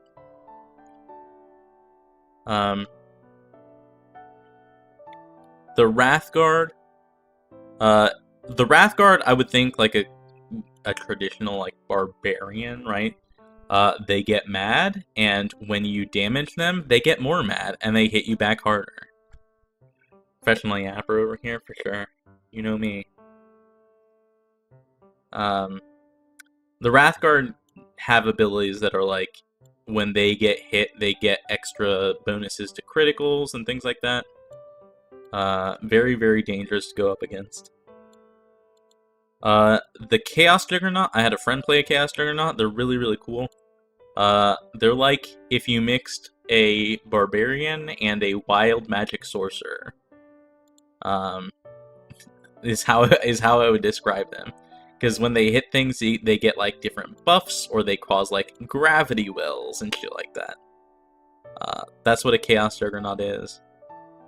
An Earthheart Defender is a behemoth that focuses on like protecting others. They're more like bodyguards and things like that.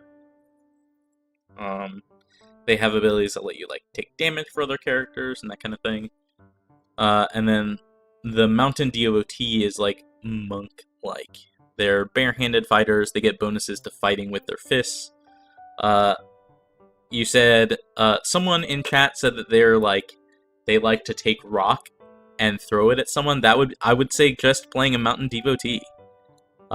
You just become strong. You pick up a rock. You throw it at someone. I mean, why not? You have the free hands. You might as well bash someone over the head with a nearby boulder, right? A Mountain Devotee is immovable, like a mountain, in like almost a literal sense. If you were to try to shove over a Mountain Devotee, you would fall over. Like they're like a mountain. I really, really want to play one of these. I think that would be a lot of fun. So, but in brief, that is the behemoth. All behemoths get like a sort of soft taunt, like an ability that where you mark someone, and then if they attack someone else, you get a free attack on them type thing. And they all get resistance to like the bludgeoning, piercing, slashing damage type thing at level 3. But the rest of their skills don't overlap, so it's kind of hard to describe. Mountain Devotee can parry an attack without even doing anything. Yeah, kind of. I don't know that they have that as a literal skill, but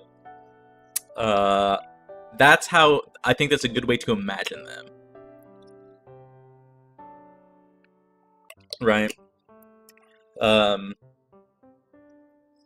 If you've watched like The Legend of Vox Machina, the like Monk of Court or whoever, he would be a Mountain Devotee. If you're familiar with like Hunter x Hunter, Netero would be like a Mountain Devotee. Where he just like, even if he's not massive, he's an old man. Homie packs a punch. Homie packs a punch.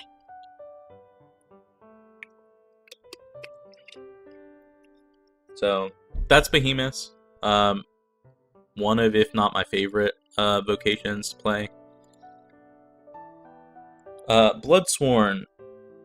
If you were to liken any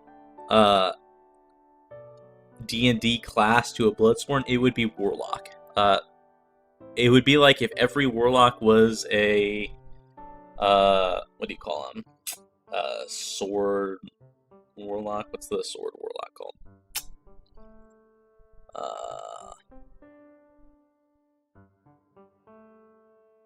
I can't remember.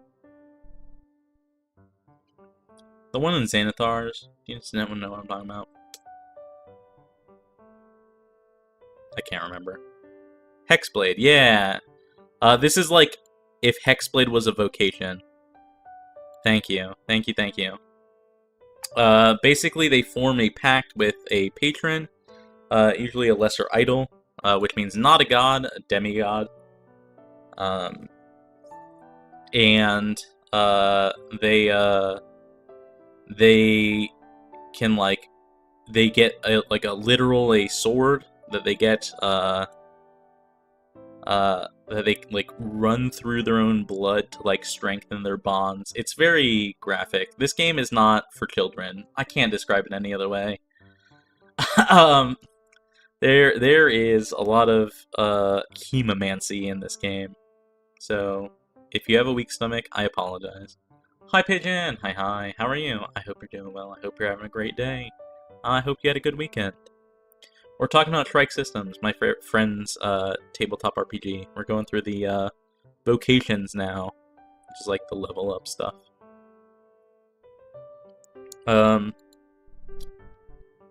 But they get the ability to bond with a lesser idol. They can strengthen that bond by running their sword through their blood. And when I say half year, so Bloodsworn get 2 level 1 abilities. So like there are many classes that don't just get 1 ability per level. They get 2 level 1 abilities. They get 2 level 2 abilities. And half of their level 1 abilities is their pact. And they get something else that's tied to their own class, their own specialization. Their level 2 abilities is the like blood running through to like strengthen their bond. And then their other level 2 ability is something specific to their patron. Right. Warlock has always been a favorite of mine just for so many reasons. A Bloodsworn could be a fit for my need to be a Saul Goodman with this sword. For sure. Is Saul Goodman, is he a good guy or is he just a mercenary? Forgive me, I have not seen Breaking Bad. He's the guy from Breaking Bad, right? I want to say? Or am I mistaken? Am I thinking of someone else?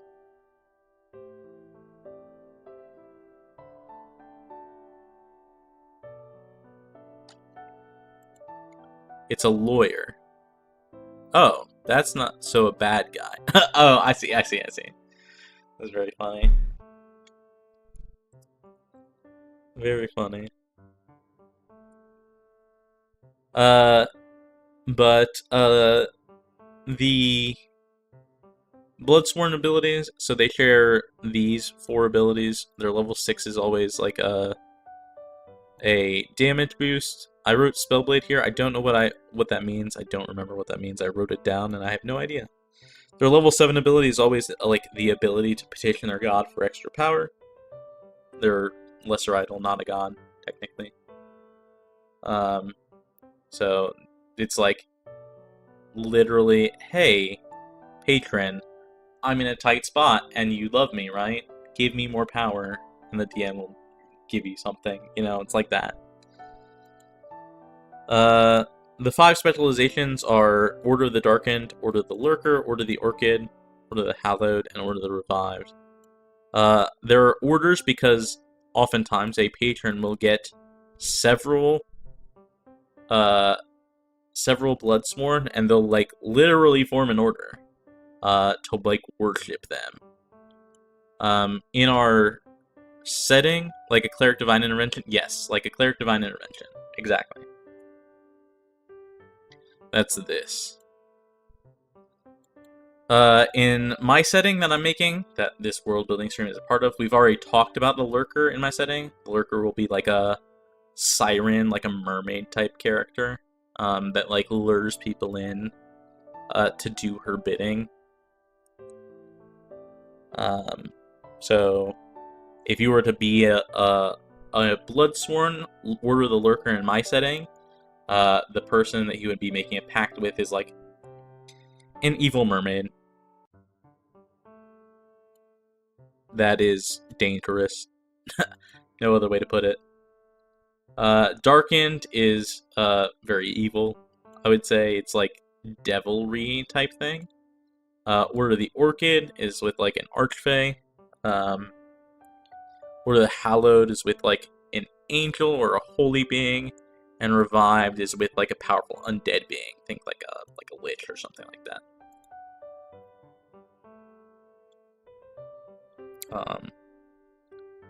So yeah. Bloodsworn have medium health, medium mana. I think their multipliers are literally 10 and 10. The multipliers for these range from a scale of 4 to 15. So 4 being very low, 15 being very high. So 10 and 10 is very like middle of the road.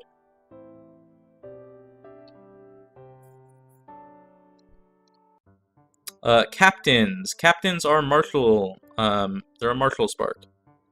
They also have medium health and medium mana.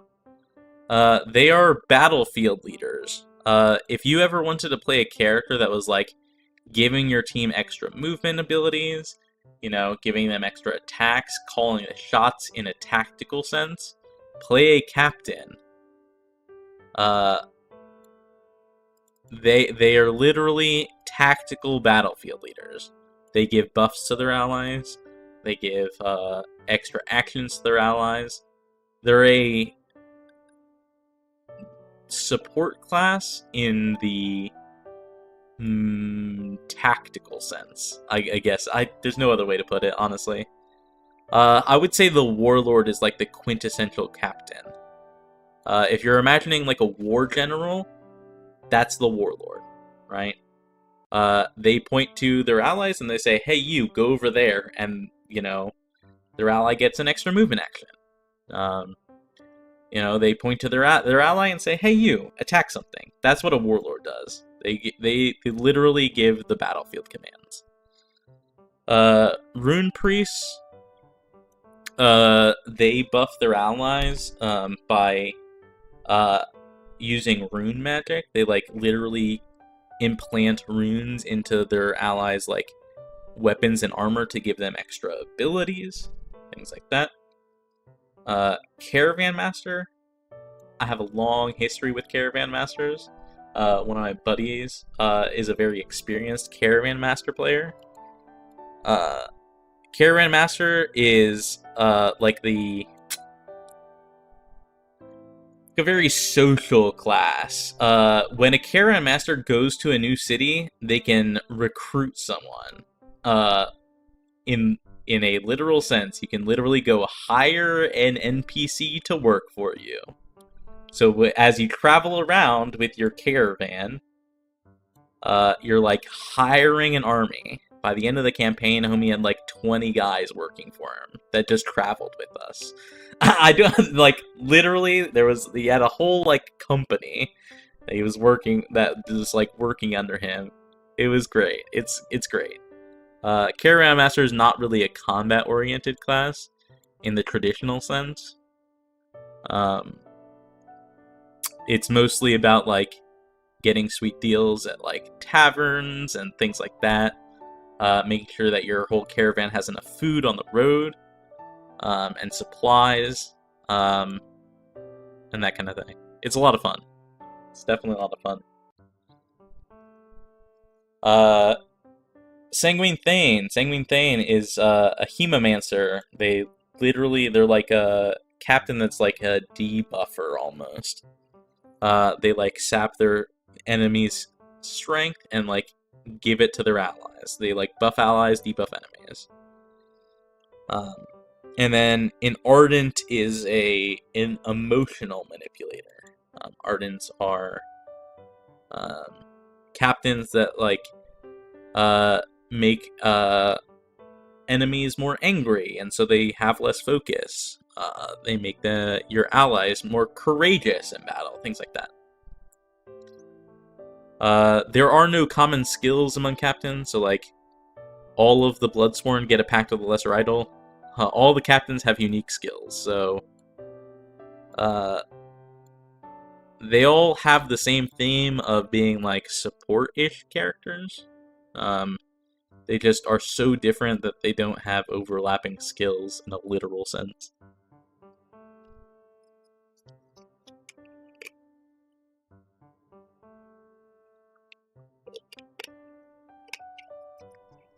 Let's talk about champions. Champions are another one of my favorites. They are paladins, templars, that kind of thing. They are divine. They get their power from a god. They are an emissary of a faith.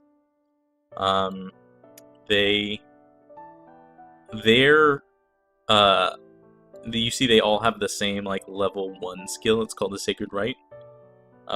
It revolves around implanting like a mark on an enemy, and then either getting buffs against that enemy, while they're marked, or you can consume the mark to like do extra damage, basically. They're like holy warriors. Excuse me. They're I mean, I guess paladins is the best way I can describe it. Or Templars. I think Templar is a better word to describe them. But they are a champion of their god. That's the best way to describe it, hence the name champion. Argent Envoy is like the classic power of justice, you know, holy rolling warrior type character. Dust Envoys are redemption champions. They focus on giving people the opportunity to be better than they are. And they only use violence when they're like, they know it'll save lives, as opposed to like, you know, letting someone who's clearly evil walk. Horn Envoys are like, think classic Green Knight type characters. I know my friend is very passionate about this kind of like play style of playing like a Green Knight, someone who's a champion of nature. Infernal Envoy, think Hell Knight, for sure. If you picture a Hell Knight in your head, someone who's like literally got like brands and you know, is horribly evil in the service of an evil deity, that's an Infernal Envoy. And then Null Envoys are Mage Hunters. They're all about balancing sparked and unsparked individuals, including themselves. So, sorry if I'm running through this. Does anyone have any questions about any of these that he's covered so far? We're about a third of the way through these vocations.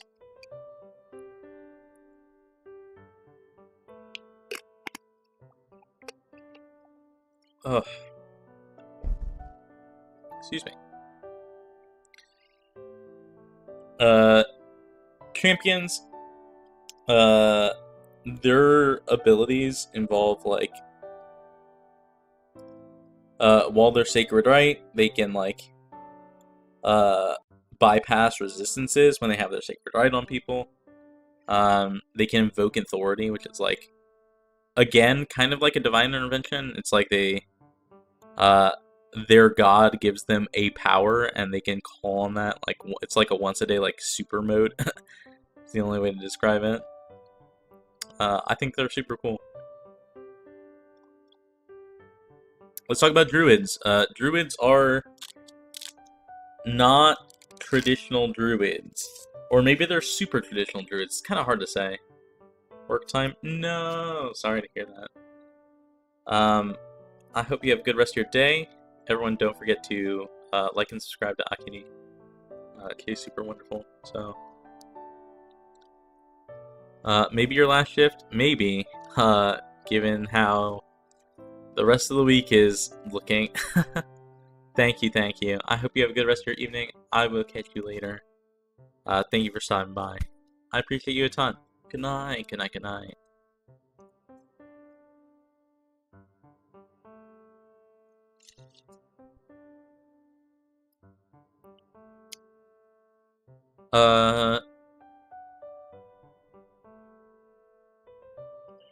Have a good rest of your evening, Akini.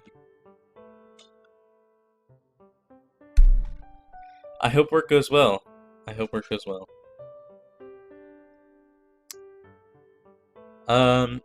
Druids are primal.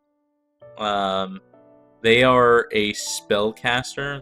Like, you can tell that you're so like, the characters that we've talked about have all had like medium health, medium mana, high health, low mana, high health, low mana. These have all been like, you know, more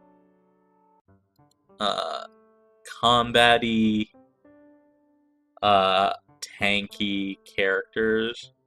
The druid is the first of these that are like is a spellcaster through and through. And even less a combat caster than anything else. They have they have 3 skills at level 1. 3 like spells at level 1. 2 of them are a heal and a damage, but the third is like something tied to their focus. And their level 2 is they get 3 spells. One of them is like talk to animals or talk to plants. One of them is an animal messenger. Think like the spell in D&D where you can like talk to an animal and have it send a message somewhere else. And then a natural attunement to their like area. They get like a bonus to their skill with like nature and stuff like that. Druids, Protector of the Green is like a traditional druid where it's like their spells are literally like super naturey. Think like, you know, growing vines and things like that. Crystal Mystagogue, someone was asking about crystals. This is that. This is that. There's a whole vocation specialization revolving around growing crystals and gems and using the power within them.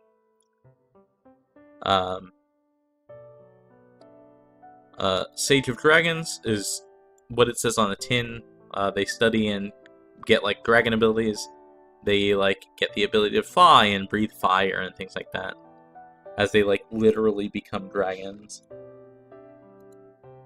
The Sentinel of Seasons, they get a host of, you named it, seasonal themed abilities. They get like, I don't know if it's at each level. I don't think they get 4 at each level, but they get 4 spells often, 1 for each theme, like 1 for each season. And then Full Moon Shifter, if you've ever wanted to play a werewolf, Full Moon Shifter is the type of character for you. It's not literally a werewolf, it's more generically Primal Beast, so that way you can play, you know, whatever were creature you would like. You're not limited to wolves. It's just like a Primal Beast transformation.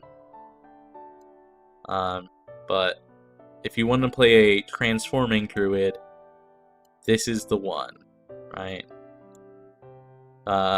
This is not D&D. You do not get wild shapes. If you want to play a shapeshifter, play this one.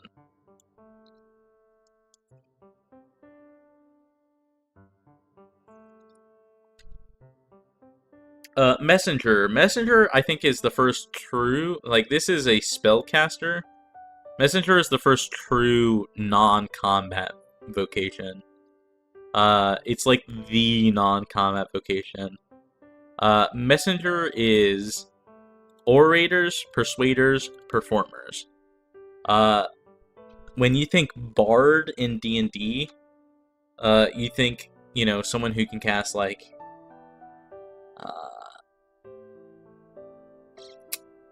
you know, combat spells like cutting words or things like that. This class gets a couple damage spells, but they're not strong ones. Their skills lie in speaking in the literal sense.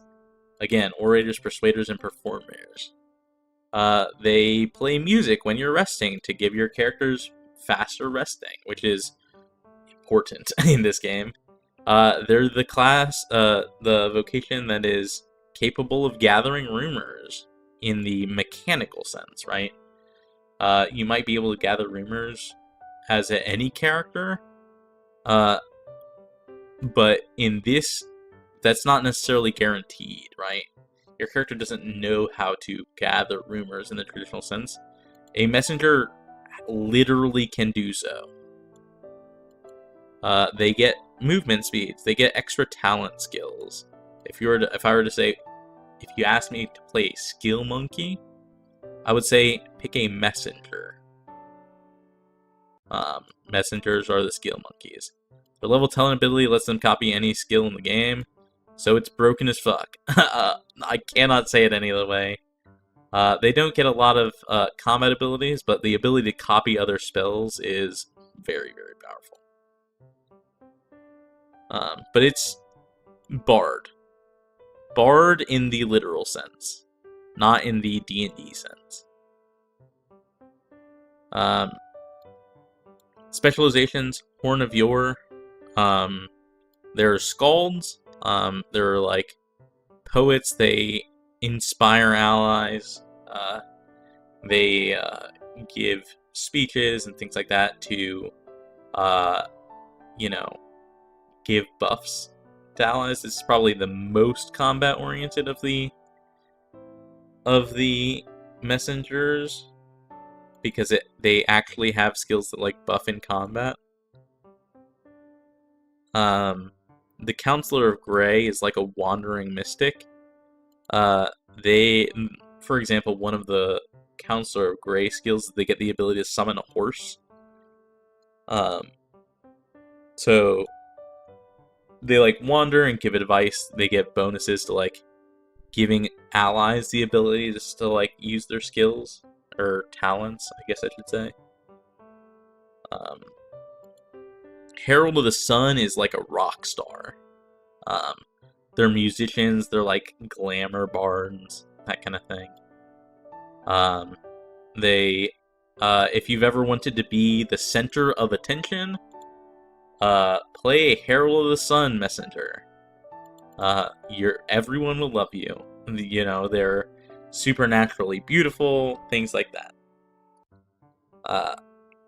A Herald of the Sun commands attention no matter where they are. Travel to the Crown is a crier or a jester. Think of them as like a messenger that travels for like a kingdom. This is like the skill monkey, if you've ever needed a skill monkey. They get shit ton of bonuses to their talents, things like that.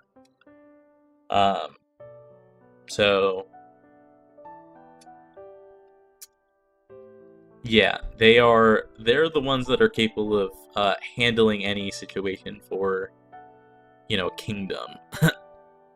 As far as orators are concerned.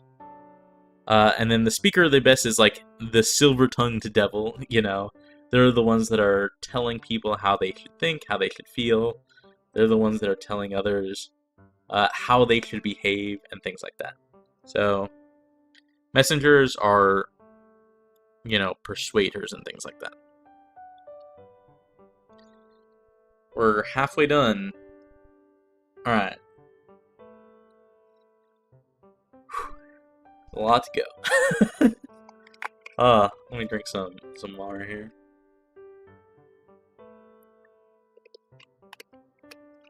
Okay.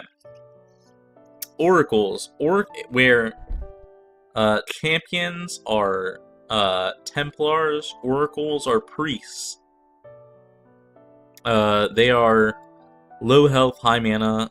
I think they have the second lowest health modifier in the game. Just above sorcerers.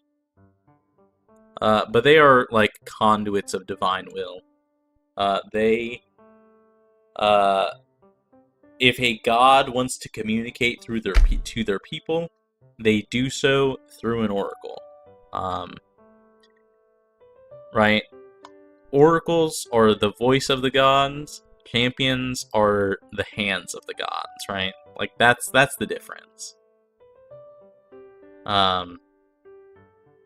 They're holy spellcasters is the best way I can describe it. They're like level 2. One of their level 2 abilities is like an augury, like asking gods for help. They get forbiddance and like divine petitions to like ward off, extraplanar threats and things like that. And like a concordance type thing. Get divine intervention. Zealous Soul is probably the most aggressive of the oracles. They have like extreme passion and fervor. I wrote down loud spells because their spells are like, bolts of lightning, thunder claps. Their god speaks and strikes down their enemies. It's very Tempest cleric-y, I would say. A Zealous Soul Oracle. Grave Soul is more like, destroy undead, put spirits to rest, stave off death, like prolonged death. Death in this game is a lot easier to come by than in D&D. D&D, it's really hard to kill a player character. It's really not hard to kill a player character in Trike Systems. Trike Systems is a very dangerous game. The way death works in Trike Systems if you go down to 0 HP, you're unconscious, and if you get hit by anything while you're at 0 HP, you die. Get caught in a fireball while you're at 0, you die. Right? There's no death saves, nothing like that. You better count on having healing, because if everyone in the party goes down, it's a problem. And you better have someone who can heal you. So a Grave Soul is the best at preventing death, I would say, which is very, very important in this game. Vital Souls are, whereas this is like preventing death, Vital Soul is all about healing. If you were to say, I want to play a healing cleric, play Vital Soul. They are the ones that have the most sustaining energy, right? Positive healing. Night Soul. Night Soul is a very interesting oracle. Night Soul is like keeping allies safe under the protection of night. They eventually get things like bubble invisibility. They get like stealth skills, things like that.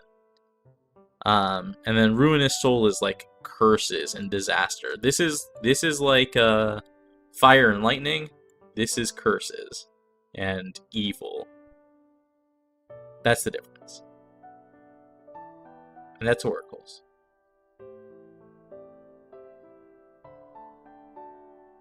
Let's talk about rogues. Rogues are assassins and thieves. They have medium health and like medium low-ish mana. They're a martial class, meaning they do most of their skills are in the physical domain. They get extra move actions, or they can like get extra fighting, like 2-weapon fight. This is, if you ever need to play 2-weapon fighting, this is the vocation for you. They are skilled at dealing high damage.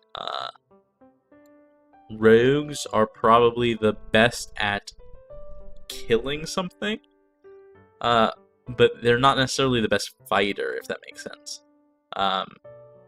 Super high damage, super high mobility.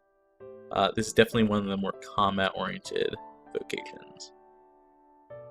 Especially executioners. Executioners are what they say on the tin. They are experts at killing.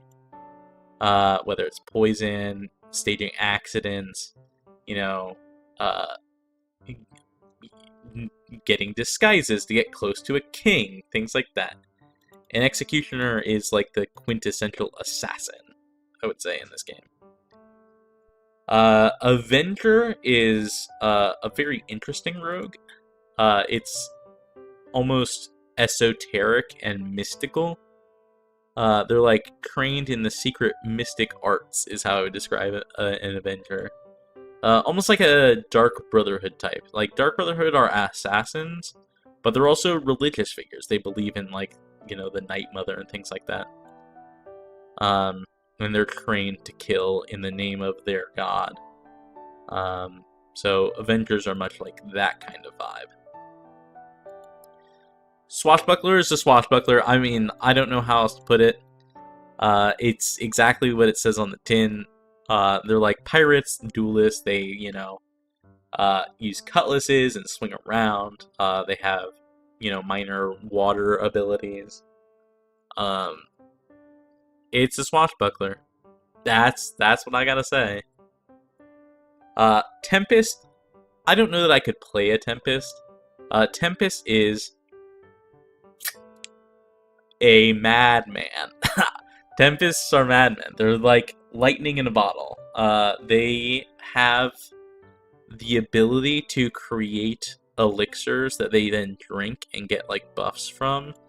They're like chemists. They can craft bombs, and they throw them around, and they're crazy. They're crazy. Think like if you've ever played Pathfinder, there was like an advanced class in Pathfinder that was all about like mutagens and throwing bombs and stuff like that. It's very much in that vein.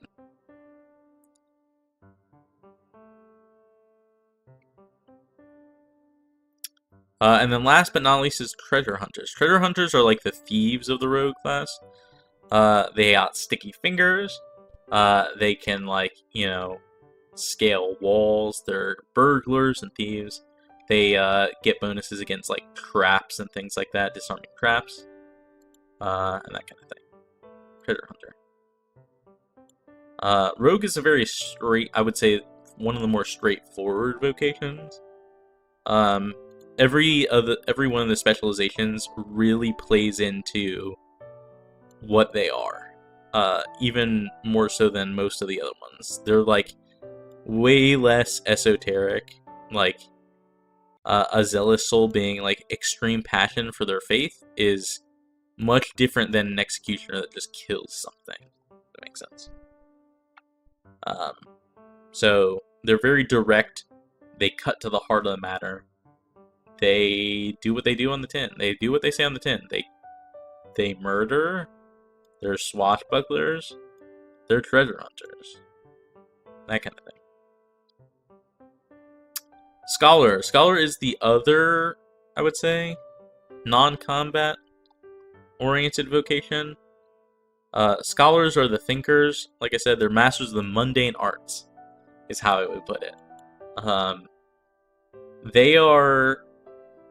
They don't have a lot of magic. They don't have a lot of combat ability. They just are, I don't know how to put it. They're better people, almost. They're like superhuman people. They have better minds. They are smarter than everyone else. They're quite literally, they're smarter. They're scholars. They know things, right? Savant is the class that I was talking about earlier. They're like thinkers and planners. They're strategists. They have a lot of random stuff. I think Savant's very, very neat and unique. All scholar party for a Grimdark Dungeon Delve campaign. You would die! I don't know how else to put it. If you were to... this is the type of game where you could never get into a combat and still have a very successful, fulfilling campaign. Right? This is that kind of game. If you were to have a party of all scholars and messengers, and the entire campaign was played out in, like, the Senate, right? For, like, Star Wars, or the Roman Empire, you could have a very successful, like, political campaign in this game, just playing scholars and messengers. Archaeologists like Indiana Jones. That would be the treasure hunter. Yeah, the treasure hunter is an archaeologist, yeah. Fabian, make sure you're caught up, if you aren't. Just in case. But you could definitely have a non-combat oriented party, and I gotta say, if everyone in your party is not combat oriented and you get into a combat, you're gonna have a rough time. It's gonna be difficult. It's gonna be orders of magnitude difficult, more difficult. You'll be great at the manipulating and the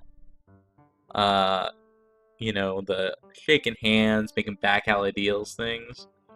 But if a fight breaks out, y'all better flee.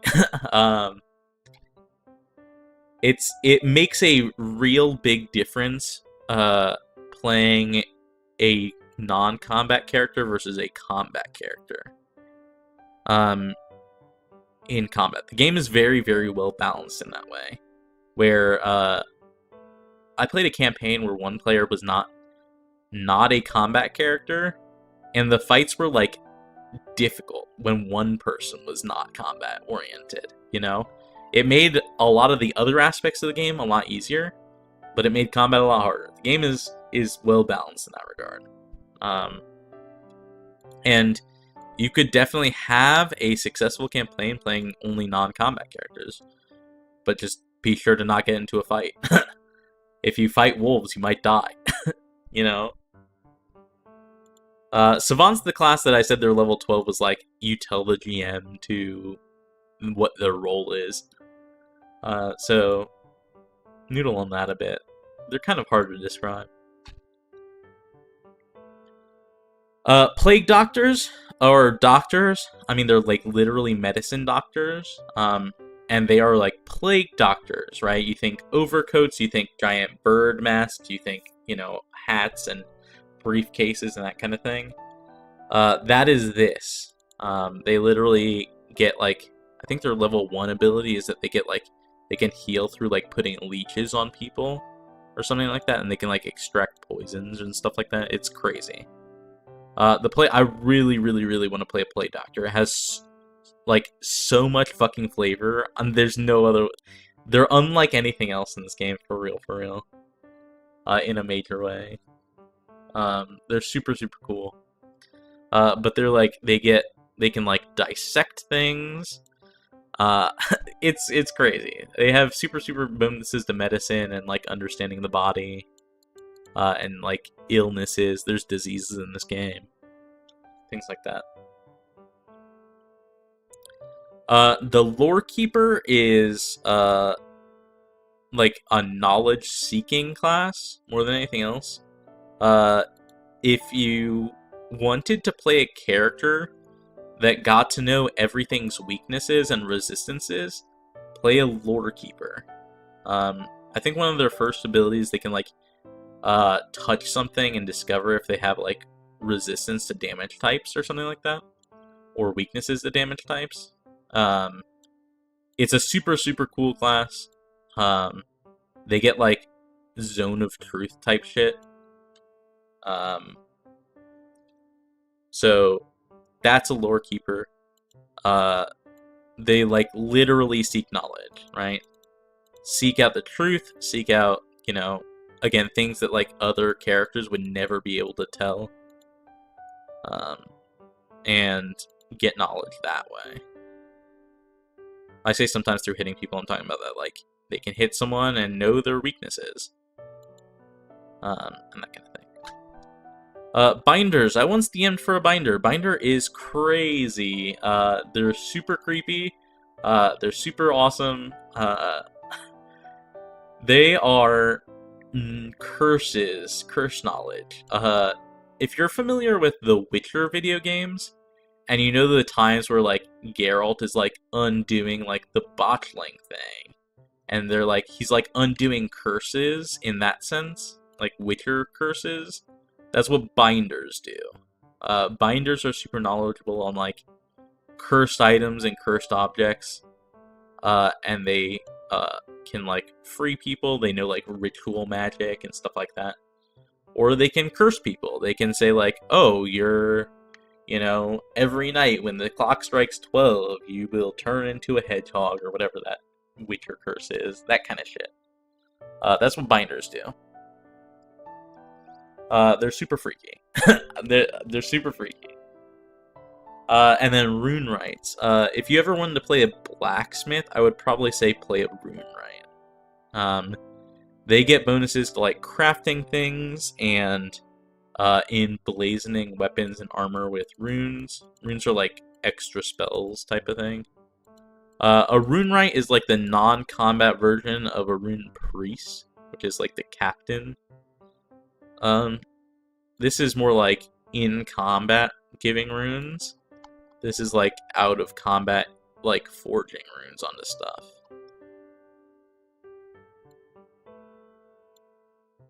That makes sense. Makes magic weapons? Yes, makes magic weapons. Yes, makes magic weapons. Really, really want to play a rune right.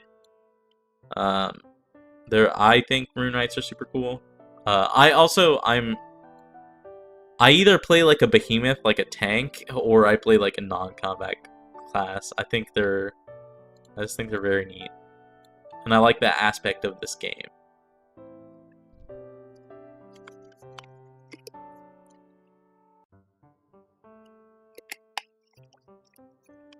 Alright, let's talk about sorcerers. You'll see here that sorcerers have a lot of overlapping skills, but not really. Because you can see here I wrote 1/3, 1/3, 1/3, 1/3. Sorcerers are the most spellcastery. They have the lowest health, they have the highest mana. You know, where a behemoth has a 15 multiplier in health and a 4 multiplier in mana. Sorcerers have a 4 multiplier in health and a 15 multiplier in mana. They're like the wizards of this game, if you can imagine that. There's no like spell books or anything like that in this game, so it's not a wizard. It's definitely, don't think wizard. But they have like the most spells. They have the most spell casting ability, and that kind of thing. One of their level 1 skills is always a basic damaging attack. One of their level 2 skills is always elucidate, which is like an identify. If you don't have this exactly, and you don't have an Auroric, and you don't have a Yomi, you will not have the capacity to know what magic items are. Like, you will not know where, if you find a sword in the wild, it might be magical, it might not be. You would have no way of knowing unless you had this skill, or were an Auroric, or a Yomi. It would just look like a normal sword to you, or a normal ring, or whatever. They all get a talent boost at their level 3. They all can craft spells at level 6, which is broken. It's super strong. Like I said, level 6 abilities are always their ultimates. And sorcerers are very powerful, given that they can write spell diagrams and write wards. So, that kind of thing. Their level 7 ability is always guards, and they get 2. One of them is guards and wards, which is like a protection over an area spell, and the other is dimensional rift, which is just teleport. Again, super powerful. Sorcerers are very, very powerful. In exchange for being a wet paper. They're literally wet paper in combat. Their level 9 skill is always either scrying or polymorphy. Here, let me see if I can remember. I think elemental mages and essence mages get polymorphy. Eloquence mages, fractal mages, and relic mages get scrying. And then level 10 is always Mage's Realm, which is like a Magnificent Mansion. Mordecai's Magnificent Mansion type spell. And these are the schools of magic. When you play a sorcerer, you pick a school of magic, and you get that specialization. I don't have to worry about my health if my enemies have no health. True, very true. That is definitely the mentality, for sure, when it comes to sorcerers. 100%. 100%. Yeah, these are the schools of magic. They are relict magic, which is like stone and archaeology. This is like history magic. Relict mages get abilities like throwing rocks and speaking with statues and things like that to like learn history. Relic mages are super, super cool. If you ever want to play like an archaeological mage, this is the one for you. Elemental mages are artistic. They do like painting with fire and dancing with lightning. Elemental magic in this game is an art craft as much as it is a magic craft. So, like the bard? No, not really like a bard. How would I put it? Elemental mages, one of their abilities, they can like make like fire golems and things like that as well. It's kind of tough to describe.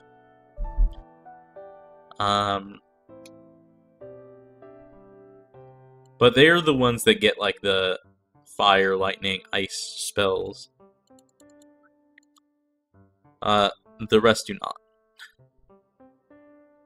Fractal mages are like time and space wizards. They're like more mathematically based. But if you ever wanted to like put a hole in, like spellcraft, put a hole in a wall, Fractal Mages is the one for you. If you wanted to like stop time, you know, that kind of thing. That's Fractal Mages. Time and space. Excuse me, like gravity manipulation would fall under Fractal Magic.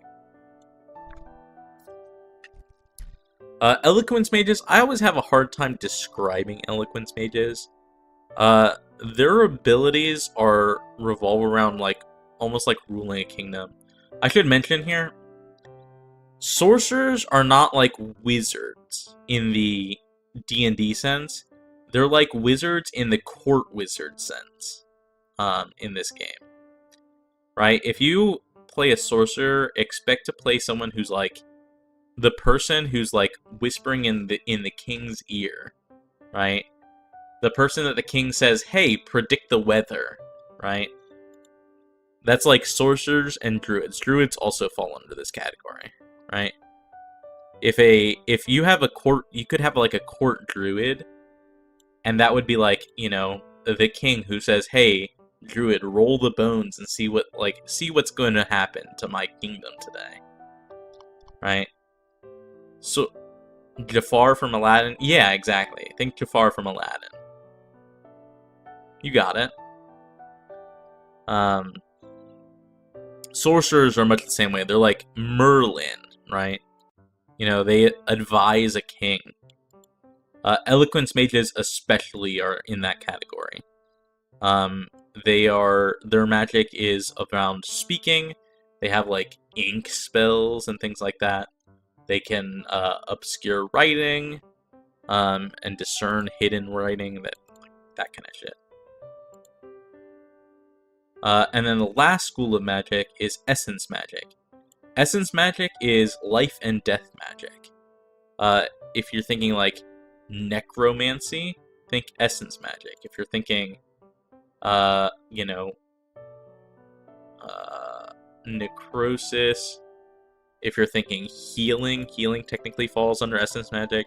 Essence mages get like a heal and a damage spell like almost all the time. But it's like darkness magic almost. Not like lightning, but like ray of death. That's what essence mages are. Think like disintegrate would fall under essence magic, for example, if that existed in this game.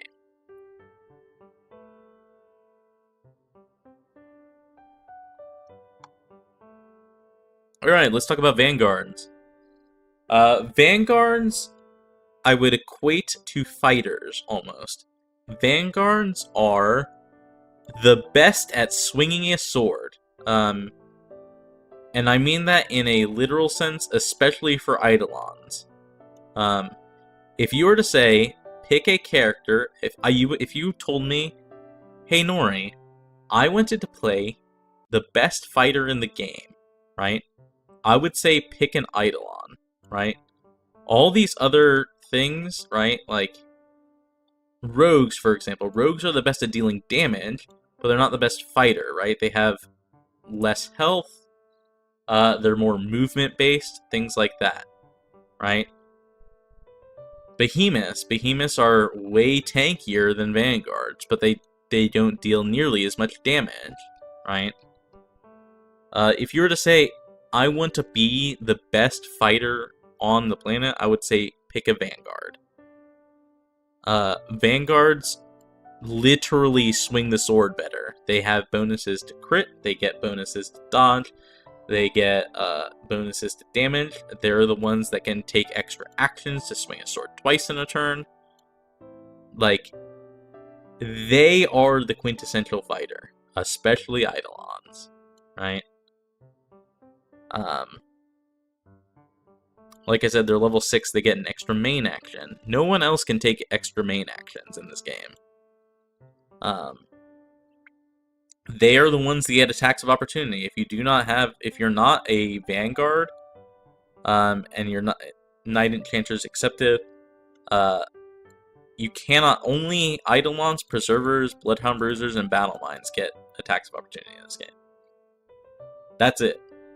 So, when I say that they're the best fighters, I mean that they get to swing their sword more often, they get to do the damage more often. So, that's that. Knight Enchanters are spell swords. You might think, but Nori, you said that Bloodsworns were like Hexblades, right? Are they not spell swords? They are, but they're not in the traditional sense, right? They are, they're attuned to a lesser idol. They have a pact, right? Like, all the Archphase spells are going to be Archphase themed. A Vanguard is like a spell sword, like, I cast Fireball and then I swing my sword, right? It's like that. That's what a Knight Enchanter does. Preservers are the ultimate bodyguards, right? They take damage for people. They have a shield, they have a sword. If you're standing next to them, you won't take any damage. They'll take the damage for you. Bloodhound Bruisers are pugilists. They're fighters. They're also like detectives. They're, cobblestone warriors. They have an ability called Haymaker that does like a bajillion damage if you can land it. And they're not they do a lot of damage in exchange for punching people. But they're also detectives. They can find weak points. They can do detective work. They're like a Batman in a way, if I could describe them that way. Because they solve problems and beat people up. And Battle Mine. Battle Mine's like the most esoteric of the Vanguards. They're like psionic fighters. If you were to look at a Battle Mind, you probably would not be able to tell that they're not a Knight Enchanter or an Eidolon. Because their abilities are less visible to the common eye. But they are psionic fighters.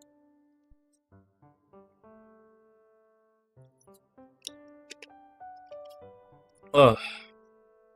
Alright, we're almost done with Vocations. Oh my god, my throat's about to go. Maybe we just do the Vocations today, because my throat is starting to hurt. Oh my gosh. We're on the last one, though.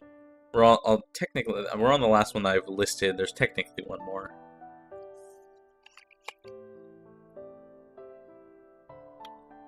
That's Wardens. Wardens...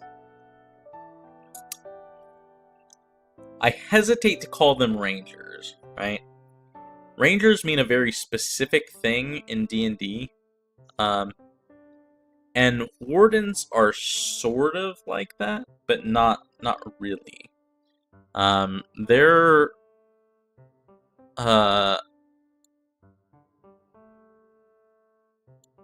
are the ones that are in the wilderness. They're wilderness characters. Which, as I mentioned in this game is very dangerous. Being in the wilderness in this game is very dangerous.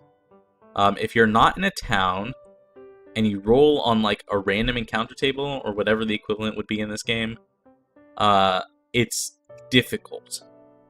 Travel is difficult.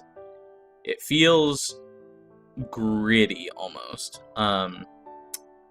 It's not easy to survive in the wilderness, and Wardens make that easier. They have bonuses to things like resting in the wild. They can forage for food. That kind of thing. That's what a warden is. If you're doing any amount of travel in your campaign, having a warden makes it a lot easier. Because not having a warden and traveling in the campaign is rough. It's rough. Highland Harriers are scouts. They are scouts in literal sense. They have extra movement speed. They have bonuses to, like, perception, things like that. Excuse me. Witchblades are witchers, right? They're monster experts. They're monster hunters. They take monster parts and imbue them into themselves to, like, get enhanced abilities, right? If you know, I mean, they're witchers. There's no better way to put it. They're witchers. They cut up monsters and imbue themselves with them. It's crazy. I would say in our campaigns, the most powerful player character ended up being a Witchblade, because they ended up, like, you have a limited number of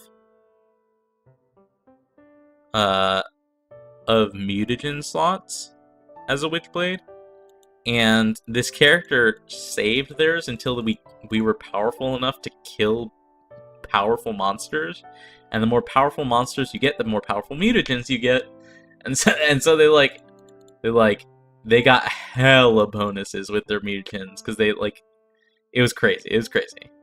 Plus that character was the only character that we had that could interact with these, like, super powerful artifacts.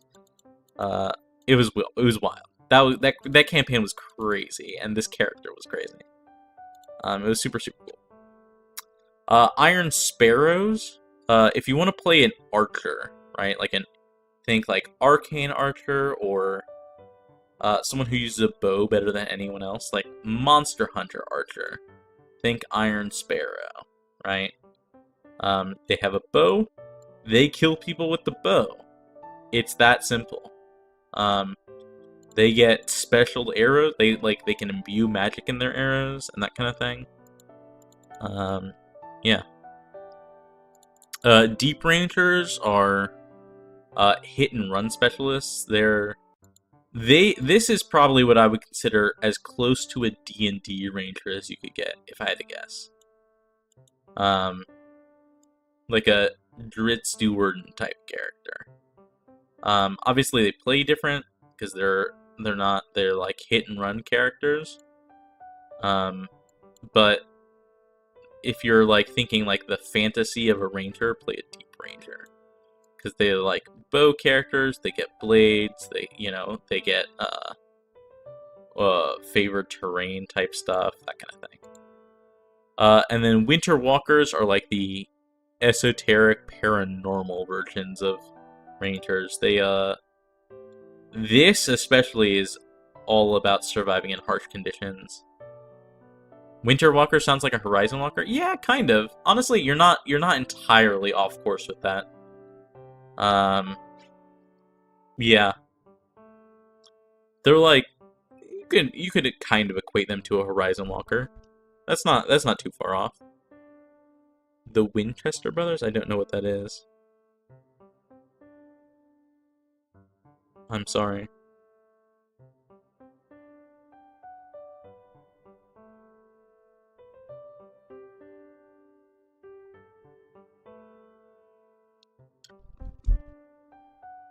Wait, Winchester Brothers? Supernatural. I placed it. Yes. Don't, yep, Supernatural, yep. Yeah, yep. Yeah, I would think it's like that. It's like that, or like, Harry Dresden, maybe? Although Harry Dresden is a bit more, if Bloodhound Bruisers had magic. because he's like part detective, really. It's closer to the supernatural. But those are the vocations and the specializations. There's 12 vocations, each with 5 specializations. I didn't write it down, but there's actually a hidden 13th special vocation. And that is having no... Oh, I just minimized that. Whoops, 1 second. That is having no specialization at all. Or Scooby-Doo. I mean, less Scooby-Doo, but yeah, kind of.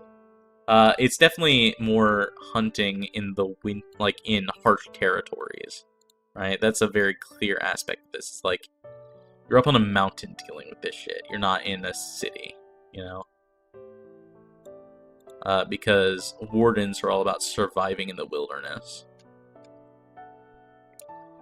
But there's 12 vocations, and then there's the vocationless people. Technically, you can play a character that does not have a spark, right?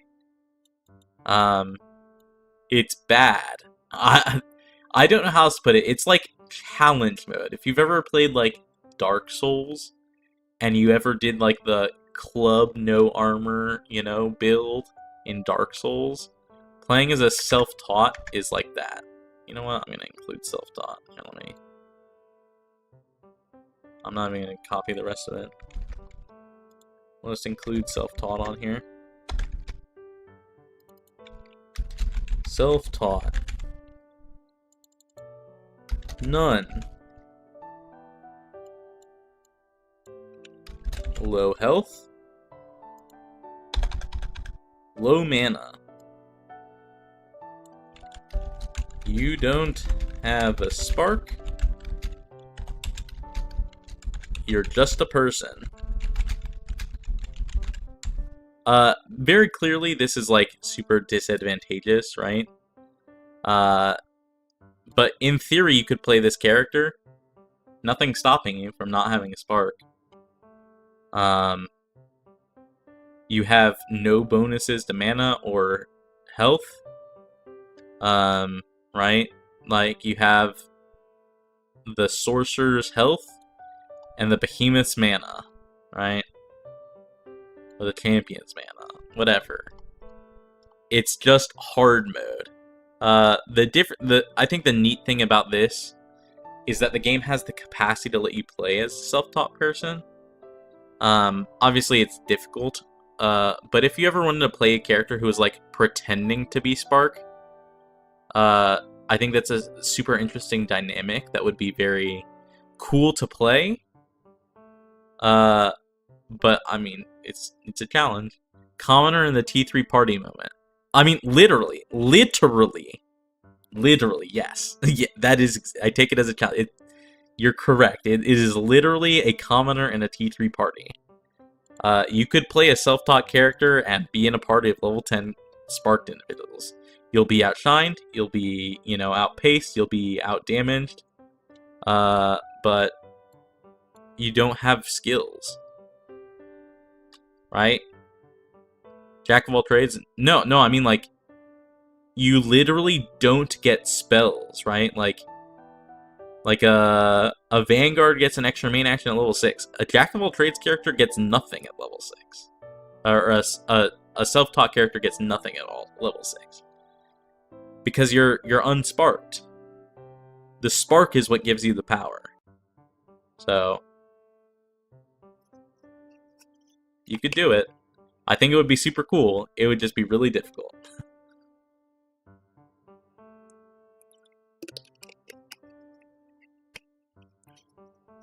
If I were to say, if you wanted to play a Jack of all trades, I would say play maybe a Savant. I would say play a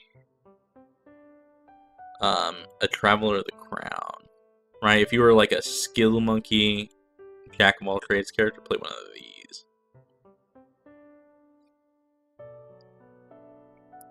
But again, this game is all about creating fantasies and then fulfilling them. If you want to play the fantasy of someone who becomes a dragon person, play a Sage of Dragons, right? If you ever want to play a Green Knight, play a Horned Envoy. If you ever want to play someone who can manipulate emotions, like a like rioters and soothers in, you know, Mistborn, playing Ardent. That kind of thing.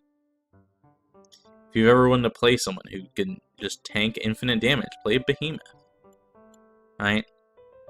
And like I said at the beginning of the stream, the game encourages you to like lean into your fantasy. The more that you you know, give actions as a warlord, the more you like command your allies to do stuff, the more fulfilling it feels.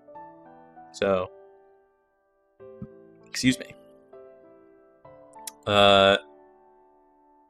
I definitely encourage people to, when this game comes out, if you play it, I eventually hope to run this game on this channel. Definitely encourage people to like really lean into their sparks and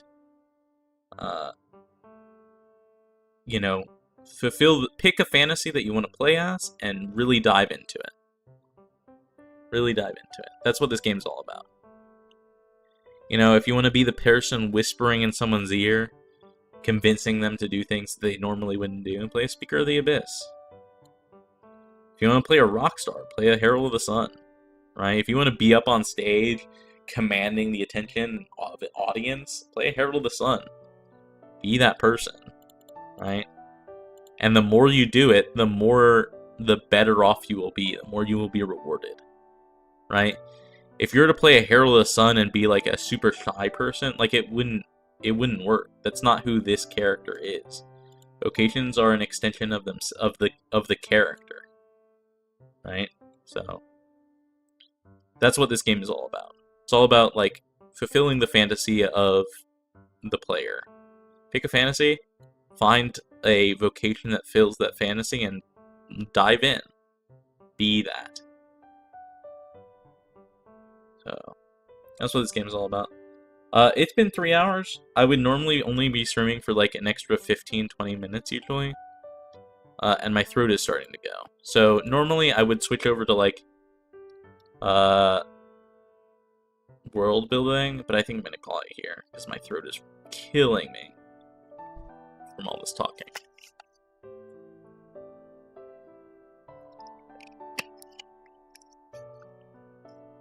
So the next time we do world building stream, we'll be making characters that exist in the setting.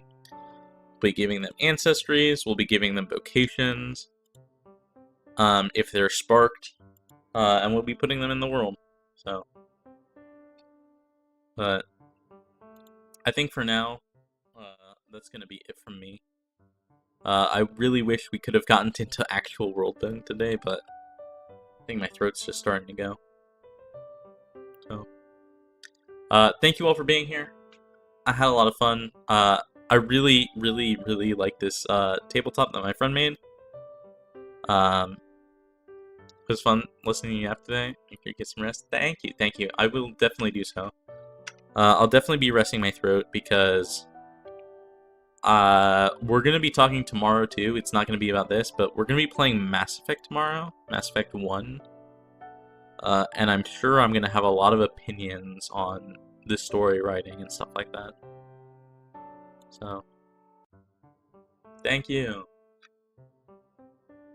It's fun getting to the system. Yeah, I'm super passionate about this. We'll do more world building in the future.